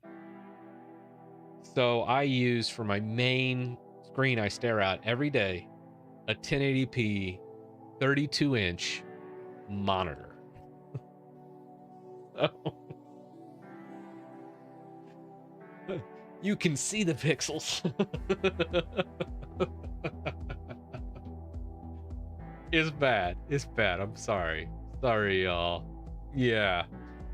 It is like, if someone visited, they'd be like, oh, wow, bro. That is just downright disgusting. But, you know, it's fine.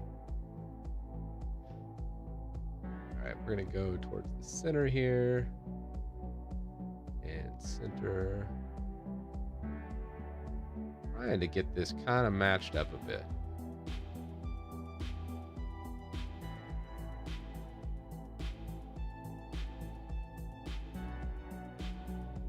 All right, I feel like these 4 quadrants will be able to get us our idea.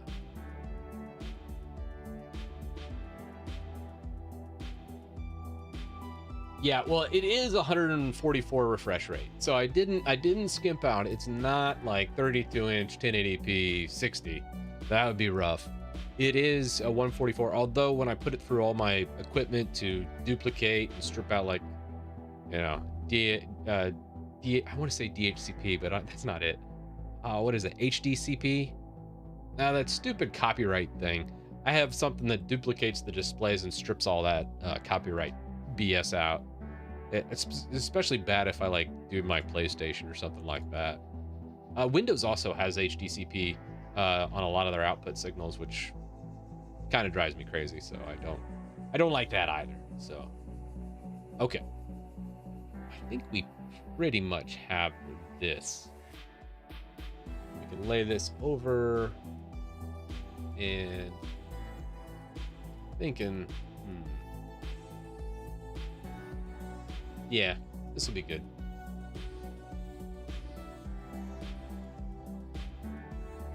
We're about to change up the entire look that y'all are seeing, and it's going to be somewhat sane. The next stream's not going to be nearly as this hectic, by the way, too. All right, this one, we're going to call this green screen chat. Save this out as a PNG file. Perfect. DMCA, yeah, DHCP, I think is what it's called. Let me double check. DHCP? No, that's not it. Is it? No, not DHCP. HDMI copyright. What is it called? HDCP. That's what it's called. Yeah, HDCP is what it strips out. Oh, that's hilarious.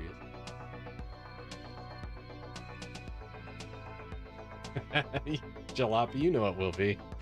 It takes me probably at least a couple months of streaming to really find a good workflow here. That. Here we go. We're going to come back over to our stream. This is where the magic happens. We're going to come into video production, and then we're going to go into here. Hey, what's up, bud? I'm streaming right now. Okay. You can show me here in a bit. I'll come in for dinner. Okay.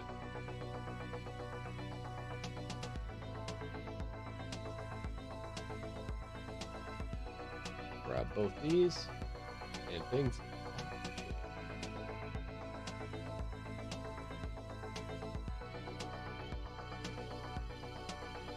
No, save it. Oh.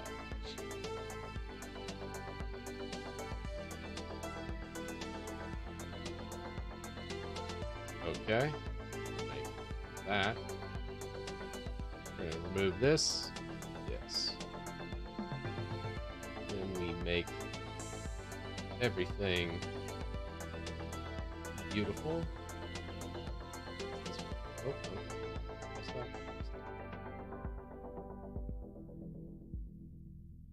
We're going to pull in an image. Chat, moving, background, PG, loop, browse. We're going to make the coolest looking thing here you have ever seen. Okay. Color range, all that looks good. Perfect. Yep. Awesome. Put that back. All right. Maybe, yeah. Move that there. This is fix front cam. Take this down. I'll organize that, just make it into that type of shape. And then we make the next green screen improvement. It's going to be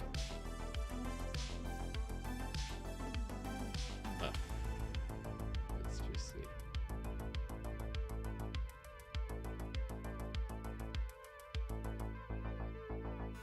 Now that I'm looking at this, I'm thinking I did this backwards, maybe.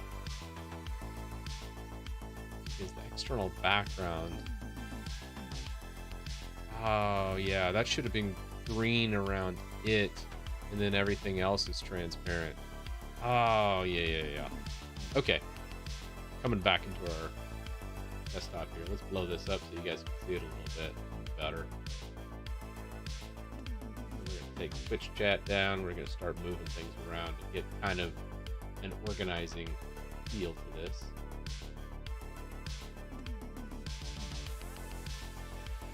Probably will make the chat a bit smaller, Twitch chat scene.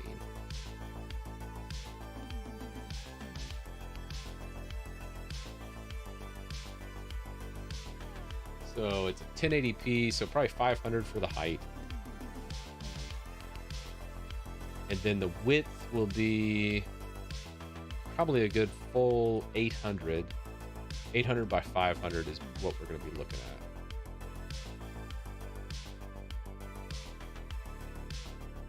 And then we'll save that out. And then we'll refresh. All right, Twitch chat. Let me say something in Twitch chat. Let's see.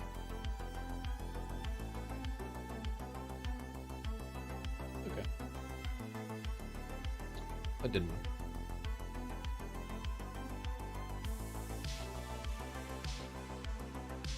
Hey, how you doing, Fedora? Like your distro. I always have a soft spot for Fedora. All right.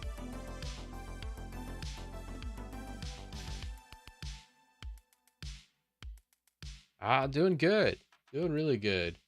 This first time streaming in a long time. I'm just trying to get things set up.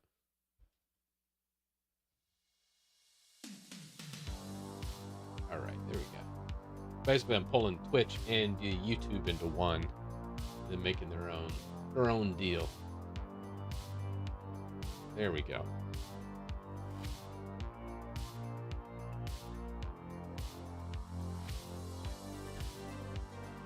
Twitch, YouTube chat, we're gonna have to change the font styles too.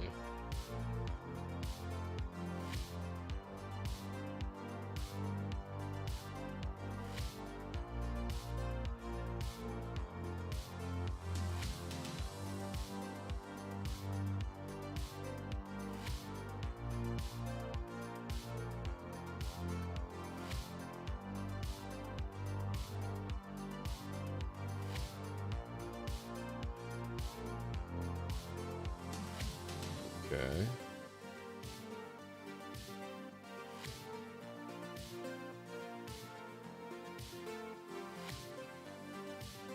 Alphabet selection, delete. Then we will do a Control I for invert selection.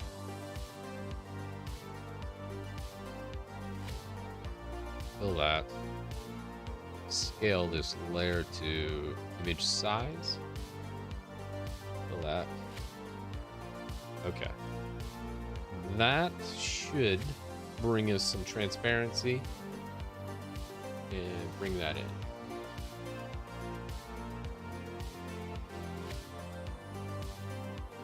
Save this PNG. Back over for our stream box here. And now we're going to have a little bit different layout.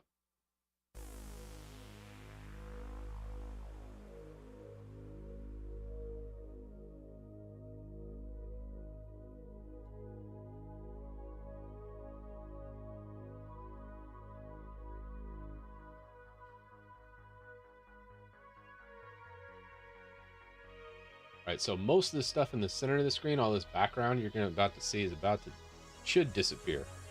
Once you should see a whole bunch of green and then nothing, basically.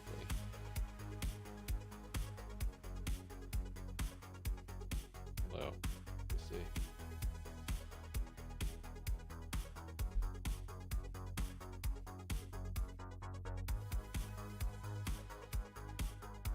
And now that I'm thinking about it, why do I even need the green? Yeah, maybe. Let's go.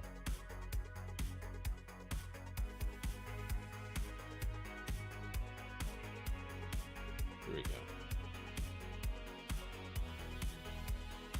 Okay.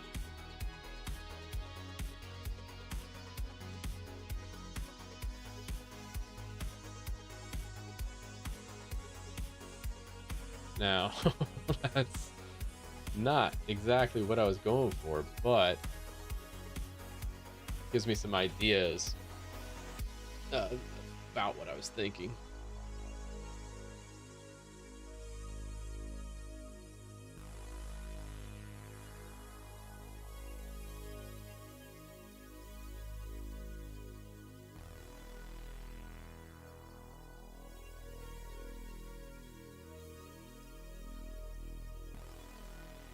Okay.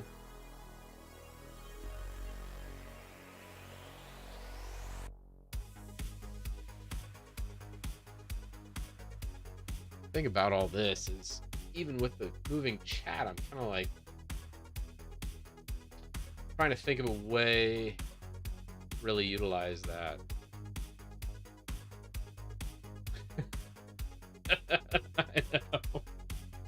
I know it, man. I know it.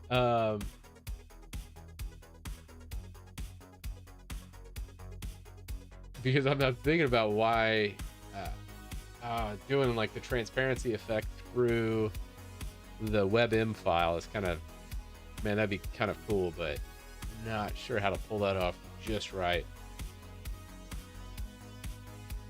Holzman does a pay to chat? I didn't know that. Who's Holzman? I know a lot of people do like the membership stuff. I kind of just live stream for fun though. That's why I put it on my second channel. It's much easier to kind of mess around and just have fun. It's kind of what I do. I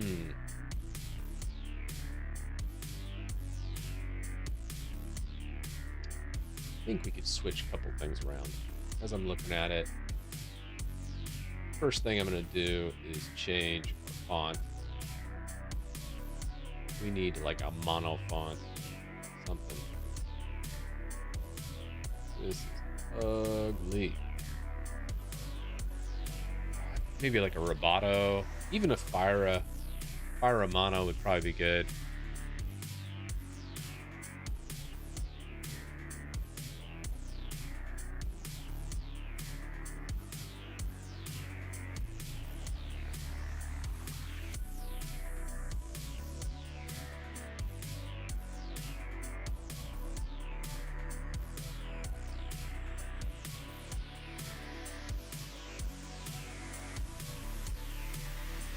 Oh, okay.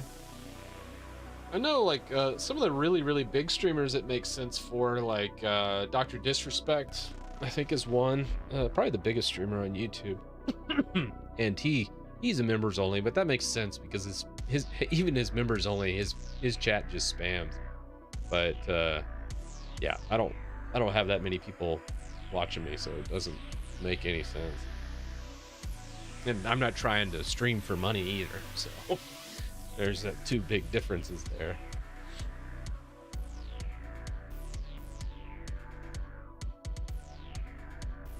Okay, there's super chat stickers. Put that up. I guess I could put that up there. Okay. And then I wonder if I could move the. All right.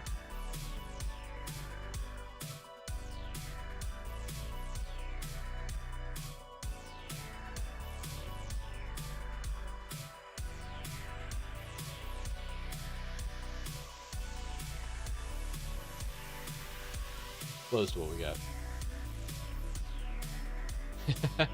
Don. I will say Twitch's live stream experience is far better than YouTube's. I still can't believe YouTube is like not improved their whole situation with the live streaming. So silly. Thanks for the follow there, Saddam.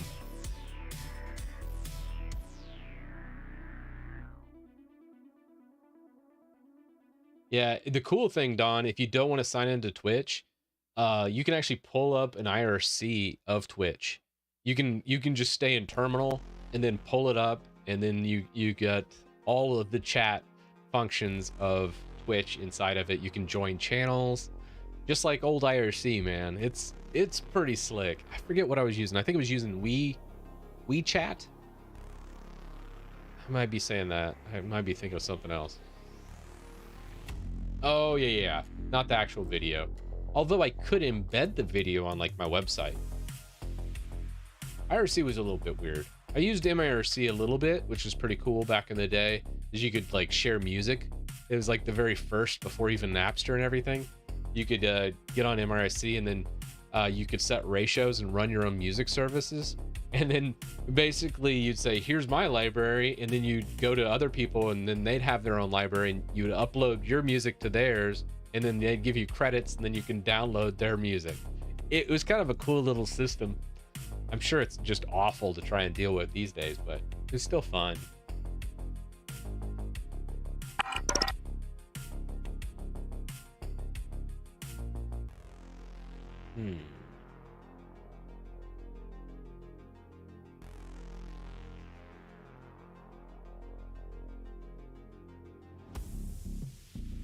I bet it still exists.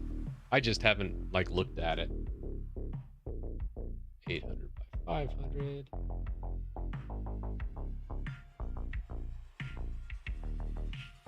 Okay.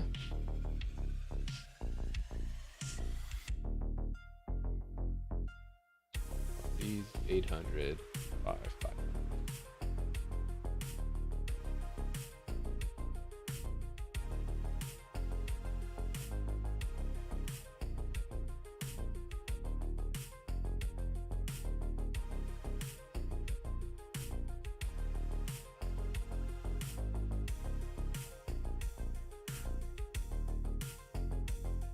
Usually what I do is scripts, as far you saw on about reinstalling everything. I usually have entire scripts, or if you want to just copy your whole home directory, most times that's it, and then just do inventory of all the programs you use. I have entire scripts that pretty much automate most of that process, to where I just install those programs and I'm done. So I would just install, open up a new GitHub, create a little bash script, start notating all the programs you use, and then just have that automation happen all at one go. Yeah, RWX Rob does such a good job of that. I popped in one of his streams the other night. He was just getting off like a coding binge of like 8 hours. I was like, dude, that's insane. All right, I gotta fix this screw. What am I doing?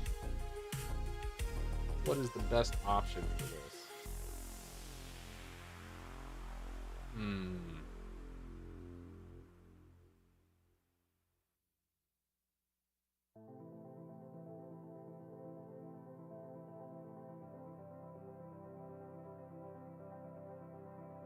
I feel like without actually directly editing that file, I just won't be able to do it.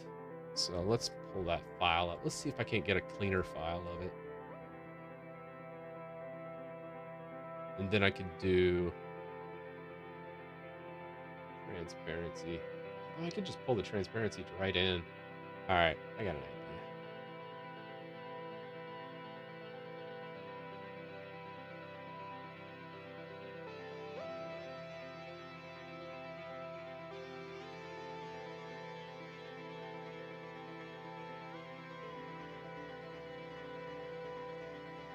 Take it easy, Jalopy. Thanks for hopping in. Good talking to you again.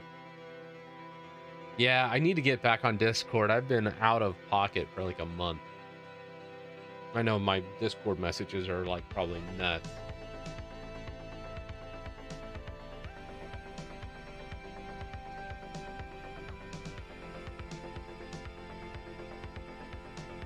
I'm gonna get rid of that. I think do.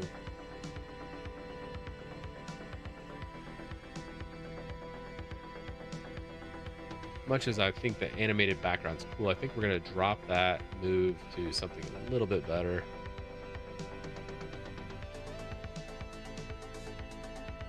Oh man. Never mind. I got just the thing actually.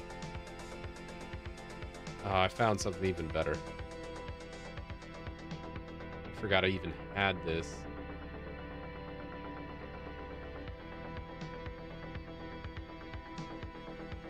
Check this out. All right, we're gonna get rid of our green screen, and then we're gonna dump it. Trash. This whole moving background's about to change.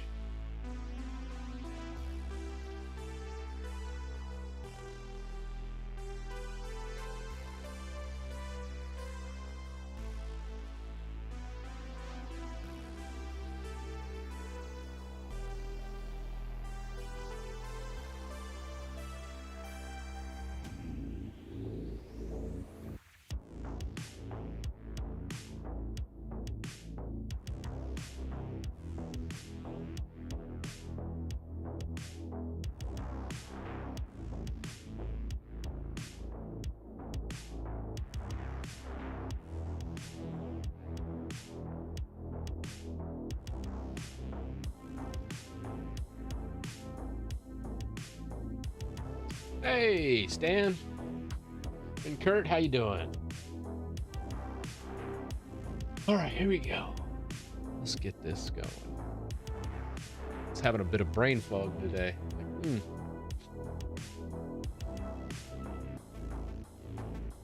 So I could pull in, okay, for the green screen effect, I think honestly, just having it there and then pulling that out. No, that's just gonna make it transparent. That's not gonna... Oh, I haven't added that yet, George. We're building from scratch today. You're witnessing this entire thing basically coming up. Just trying to set everything up for the initial one. This is more of just a test to see if I can stream to both and then line up all the functionality of both. I think I can though. Like looking through here, this is working really well. Do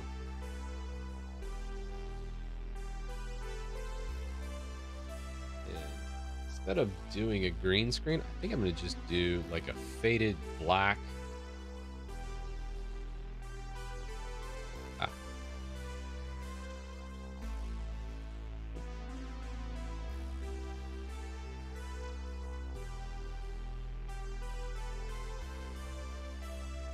do like a faded black and then ratchet back this opacity a bit. So we have kind of like placeholder windows. This Twitch and YouTube, the glow layers pretty much has to go away. That will give good placement.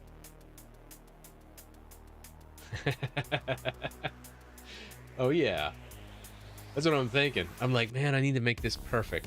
What would be the perfect way to do it? I love the whole live stream dynamic. It's just, man, I just wish I could do it on my main channel on YouTube.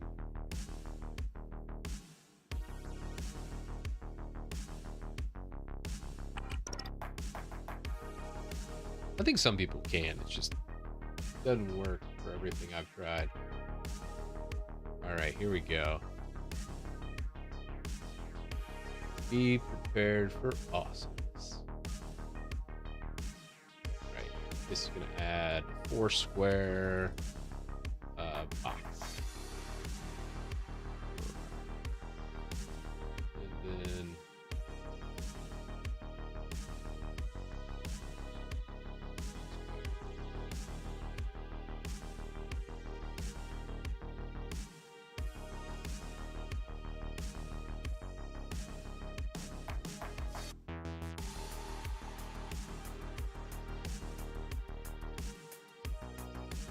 honestly, we could actually go quite a bit darker. I thought that opacity would show up a bit more, but alas, it really didn't. Something like an 80%, I think, is more in order.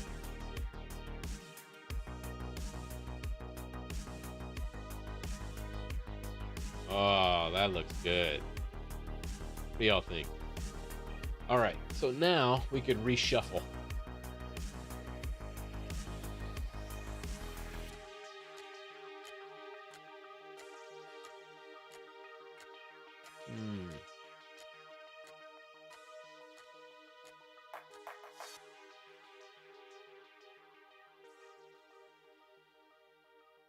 Yeah, I think I might just put all of the chats centered to the left and add some cool effects, because I feel like that'd be pretty nice. Maybe do some layering, because some people aren't going to understand that YouTube and Twitch are both showing.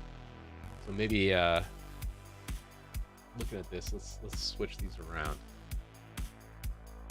I'll stay in the top right, I guess.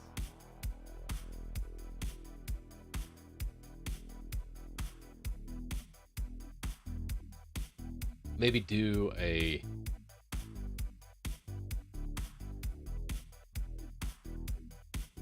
because I have harsh edges on my webcam, we could probably do like a mask and do that, which I think I have. What is that, cropped webcam? Okay, that's a bit much, isn't it?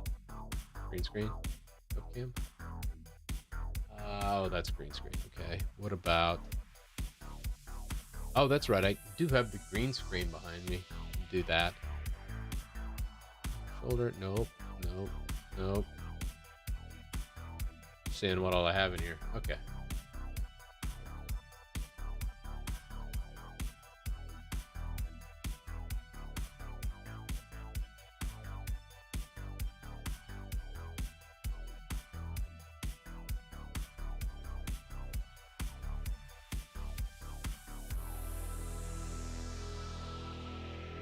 We're gonna lock YouTube chat, or we're gonna lock Twitch chat bottom left. I think that's solid. And I don't think we're gonna do a refresh or shut down. We just always keep Twitch chat up. Then we're gonna take your desktop, shift that over.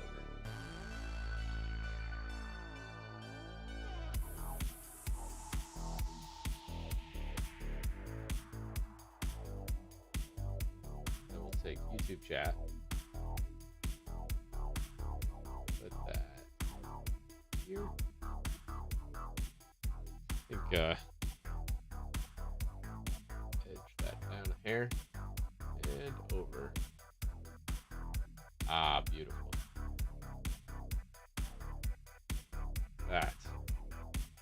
That is the stuff of a legend.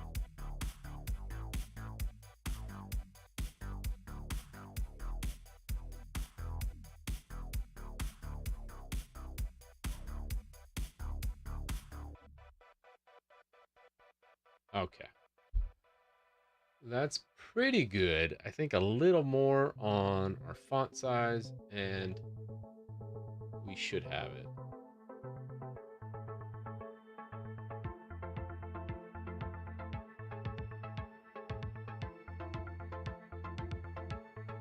So this chat is going to be a 20.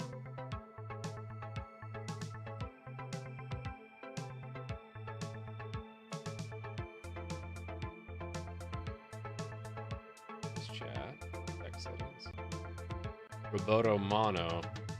Okay. Size 20. Okay.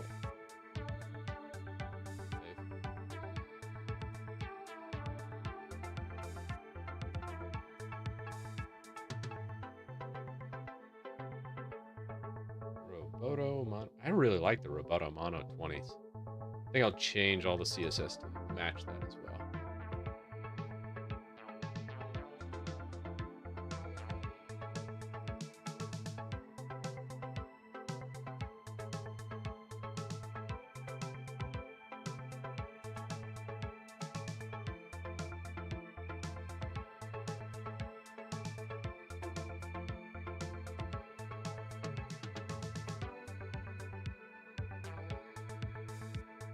Oh, that looks...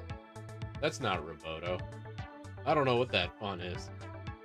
That looks like Times New Roman. What happened there? I must have messed something up. Oh, I know what it was. Import URL. I didn't grab it from the Google API, so it defaulted.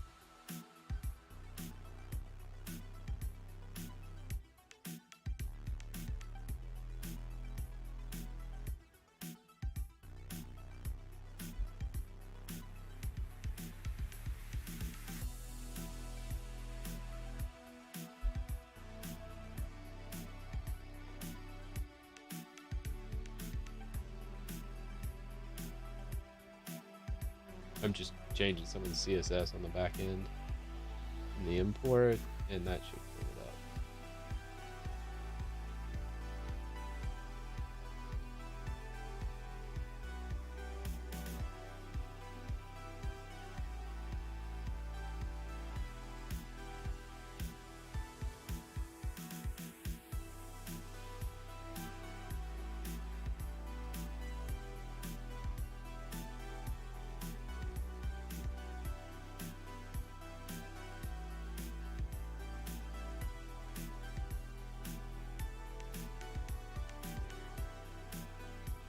Ah, much better. Arial black. I kind of like the Roboto, man. I think I'm gonna stick with this. I like this style a bit better. Although the Twitch one, that's actually a bit too big now. Matching these up is kind of a pain.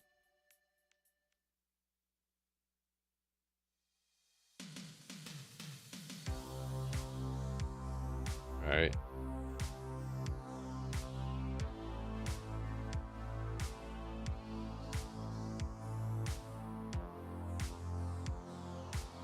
So that one's that size. I think about a 16 font point from 20. That should give us what we need. And perfection. I appreciate it, Dennis. Denise. No, that's not how you say it. Sorry. Terrible with names.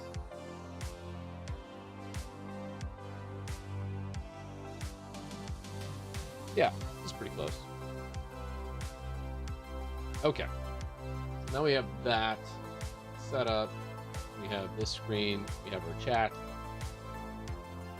What else could we want?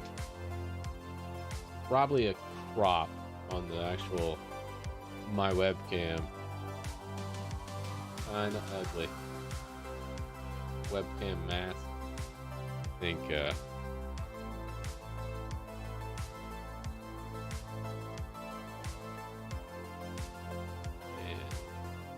don't worry, I'm still here. I'm just working on getting this one thing done. Okay, here we go. Then we're gonna filter. I'm gonna mask this thing. Image mask. Alpha.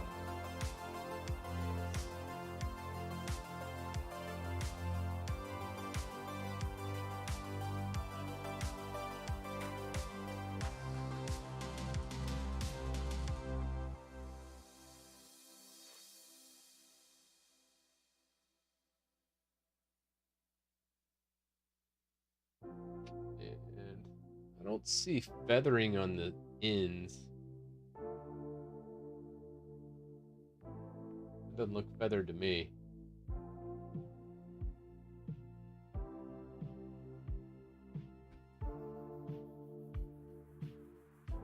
Oh.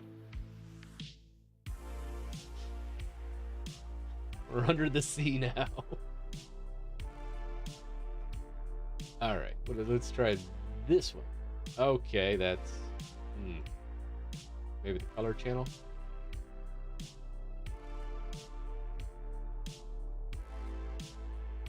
Kind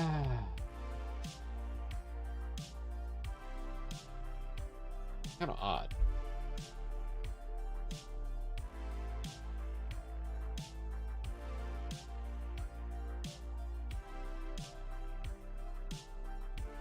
I can't tell if it's actually beveled. I'm gonna just have to toast this into our chat.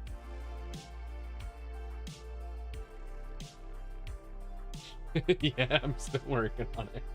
So you see how harsh these lines are on my camera? Like when you go all the way to the corner right here, I could make a little filter for that. But I think what I'm gonna do with that is take this cam out, grab a scene, drop in, what did I call that? I think I called it like cropped.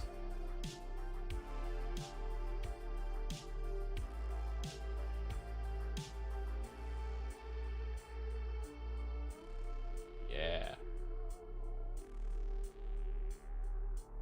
That's what we need. Double Chris's. Better than one Chris, two Chris's. Goodbye, Chris number 1 or 2. I don't know. Bye-bye.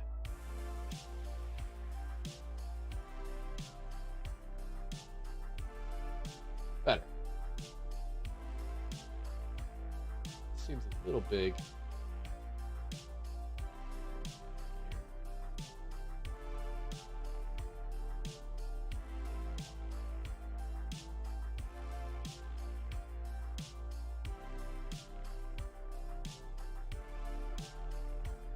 Oh.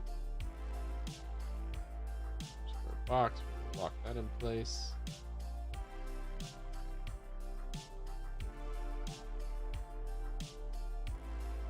I think it's a better layout. So when we're chatting, we can pop over here, chat. You can still see my screen below, see me, but we also have the chat. Only other thing I'd probably add to this is maybe like some icons, just so you kind of know that's YouTube above, Twitch below. Something, I bet we could actually just grab those direct into here. Let's just do direct images.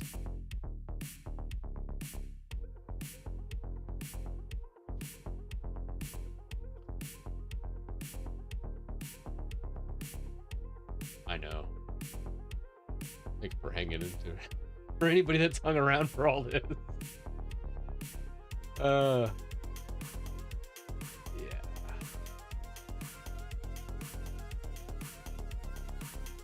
Okay. Yeah. Okay. This one. Take that. Still a little too big, huh?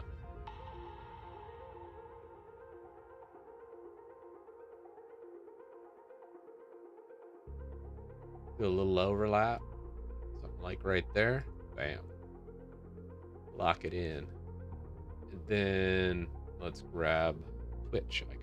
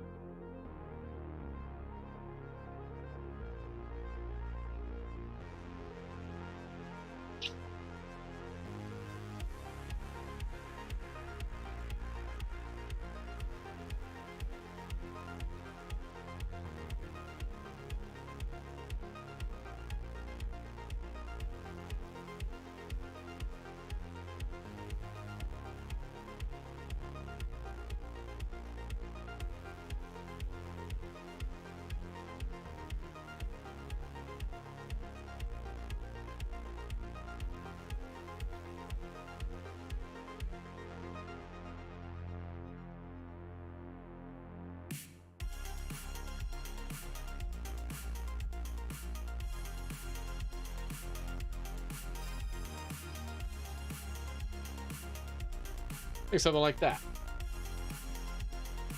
Although I don't know about the white outline on the Twitch. Although that dark purple would probably blend in a little too much. Hard to say.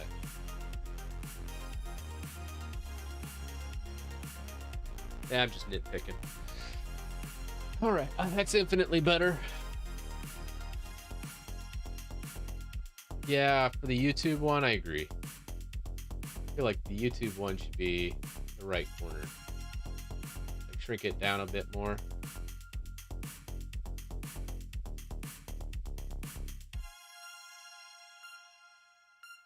Right in there, right? Yeah.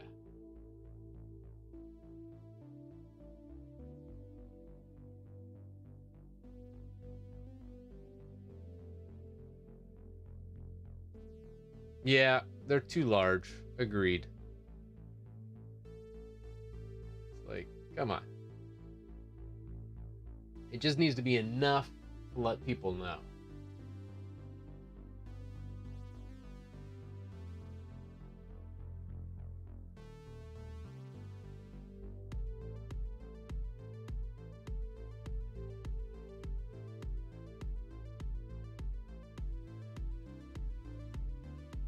So something like that. Although that Twitch one looks really funky at a small size. We need to fix that. That's okay. Let's just come over to here. We'll GIMP to the rescue, right? Close this, open, and we're gonna go into video production icons. You know, it's funny, like when I first started using Linux, I absolutely hated GIMP. It was like the one thing I was railing on forever. And then once I got used to it, like I couldn't imagine life without GIMP now. Seriously. Like I absolutely love it. Like I just could not function without it. That's how you do all my thumbnails, all that. And, you know, it's just kind of funny.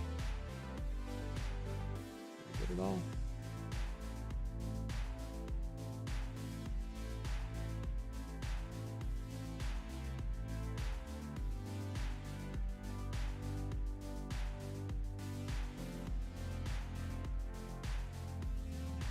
I think we got it. Enhance. A little bit of shadow here. Wait, nope. I think that's pretty clean. Let's see how that looks. All right. File. Ah, much better. Like it. Now that YouTube icon, actually, what do we think? Maybe we could add a little glow, like a really subtle glow to the icons.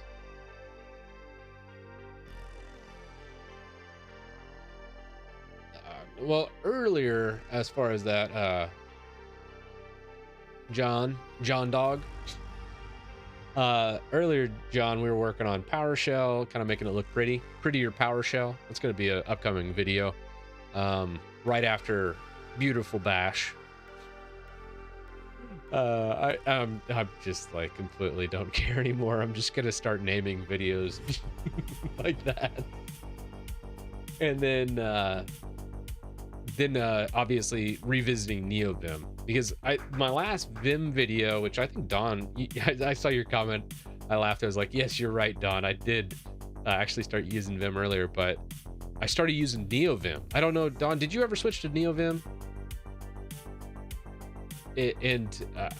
Anyways, started to use Neovim, and Lua is a bit trickier to play with than VimScript for me.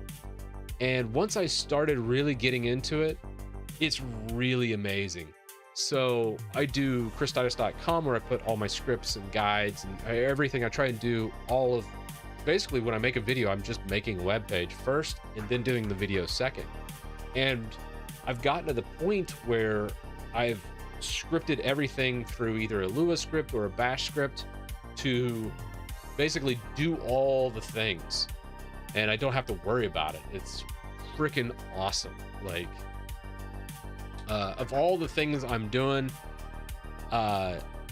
creating the web page and doing that script, I think I could write a script for a YouTube video that translate into a guide on a web page, and then make the video faster than pretty much anyone could do any of those one things, all because of that automation and those scripting projects. Specifically making like the images in Markdown and those types of things, that's pulling directly from a clipboard. So it's doing like 5 or 6 different things in the background to drop them into a web page, but I can easily reference that image in my videos as well. So I can pull it in for the video edit. I can do it during the actual live recording, and I can also do it for the web page. And all that's done just from one little clipboard, just a snip, hit enter, and then I just hit one key combination, leader P, in my Neovim setup, and it just runs this massive script in the background that just automatically does it all. And man, I'm just so excited at some of the content I got coming out because of what that opens up and the free time I've finally saved. But these past 2 weeks have been, I'm not gonna lie, I haven't slept much. It's been crazy, but I wanted to get back into streaming a bit too. But yeah, getting into scripts, huge. Everything I do, I try and at least script a little bit. But I think right now, I think I'm gonna leave it as is, and then whenever I stream, I'm just gonna try and double stream to Twitch and YouTube. So we'll have YouTube and then Twitch down below, and you know, whenever we're just chatting or just kind of BSing, or maybe I'm messing something up and you don't need to see the screen, I'll probably be in this view and then just be in probably the desktop view for the rest of it, so you get to see the full screen desktop. So I think that would probably be the best 2 views for the live streams going forward, and then just doing the double stream, as the double stream's been fun. I've really enjoyed being able to output to YouTube and Twitch and then pull it all in at the same time. I think that's great. Then you can kind of choose whatever platform you feel like watching on. And then if there's another platform I'm missing, I could just stream to it. Although adding another platform, I don't know how to track the chat. That would be problematic. That's the only thing about it. I think YouTube and Twitch covers most of all the live stream stuff. But I think doing that, and I think it'll be good. Yeah, the old scene was set up for just a single platform, and then I was like, I gotta do something.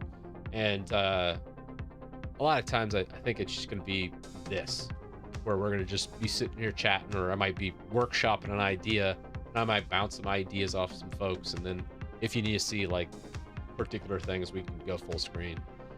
So I love it. Or I might just, another idea is just to pull in both chats into the actual full screen layout. I can make a whole new scene and then just pull in chats and just reserve probably the rightmost screen, and then I'll just pull down the green screen, because the green screen would be interesting. I got some ideas. Let's just say that. I'm always tinkering. I think I can do this better, and we'll just keep working at it. But I do want to get back into here, just chat with y'all and being able to bounce ideas, and you can actually see me workshop stuff too. And then everything will just be unlisted in a live playlist on Titus Tech Talk as the secondary YouTube channel that I haven't really been uploading at all to. But now I can get into that, where a lot of these live streams can just live on forever. Because the problem with Twitch was I'd finish a stream and people would be like, I want to watch that 4-hour Debian install stream again, and it's gone because it's just forever deleted. And at least this way, it'll archive all this stuff over on YouTube as well. So it's like a double whammy, just kind of takes care of everything all in one go. I love it. So, all right, guys, I'm going to shut it down for the day. Thanks all for coming out, trying this trial live stream, dual live stream on these channels. And I was like, it's the best of both worlds, I think. And I'm just going to continually refine this, and then we're just going to have fun with it. I'll live stream when I can. I've still committed to writing 3 web articles, 3 YouTube videos, and producing 3 YouTube videos a week. And I am still working a day job on Wednesdays usually. So it just depends on what's going on with that. So I'm going to try and do these hopefully every week, depending on what's going on. But lately, I've just been at nighttime writing a lot of the stuff and scheduling one day for all my shooting. And that's been working out okay. And I'm getting better at it the more I do it. So, but it's great seeing everybody again. Alex, Don, everybody else that was here earlier. It was just cool seeing so many familiar faces and just kind of hanging around and putting up with my shenanigans for as long as I have. Been doing it, and I'm just grateful for y'all. So with that, y'all have a great night. Take it easy. I'm gonna try and figure out how to shut this down now. Should be easy, right? Momentum. Awkward silence as I end the stream. I'll try to make like an end screen next time, but y'all know I won't have time to do that, so we'll do that next time. Peace, y'all.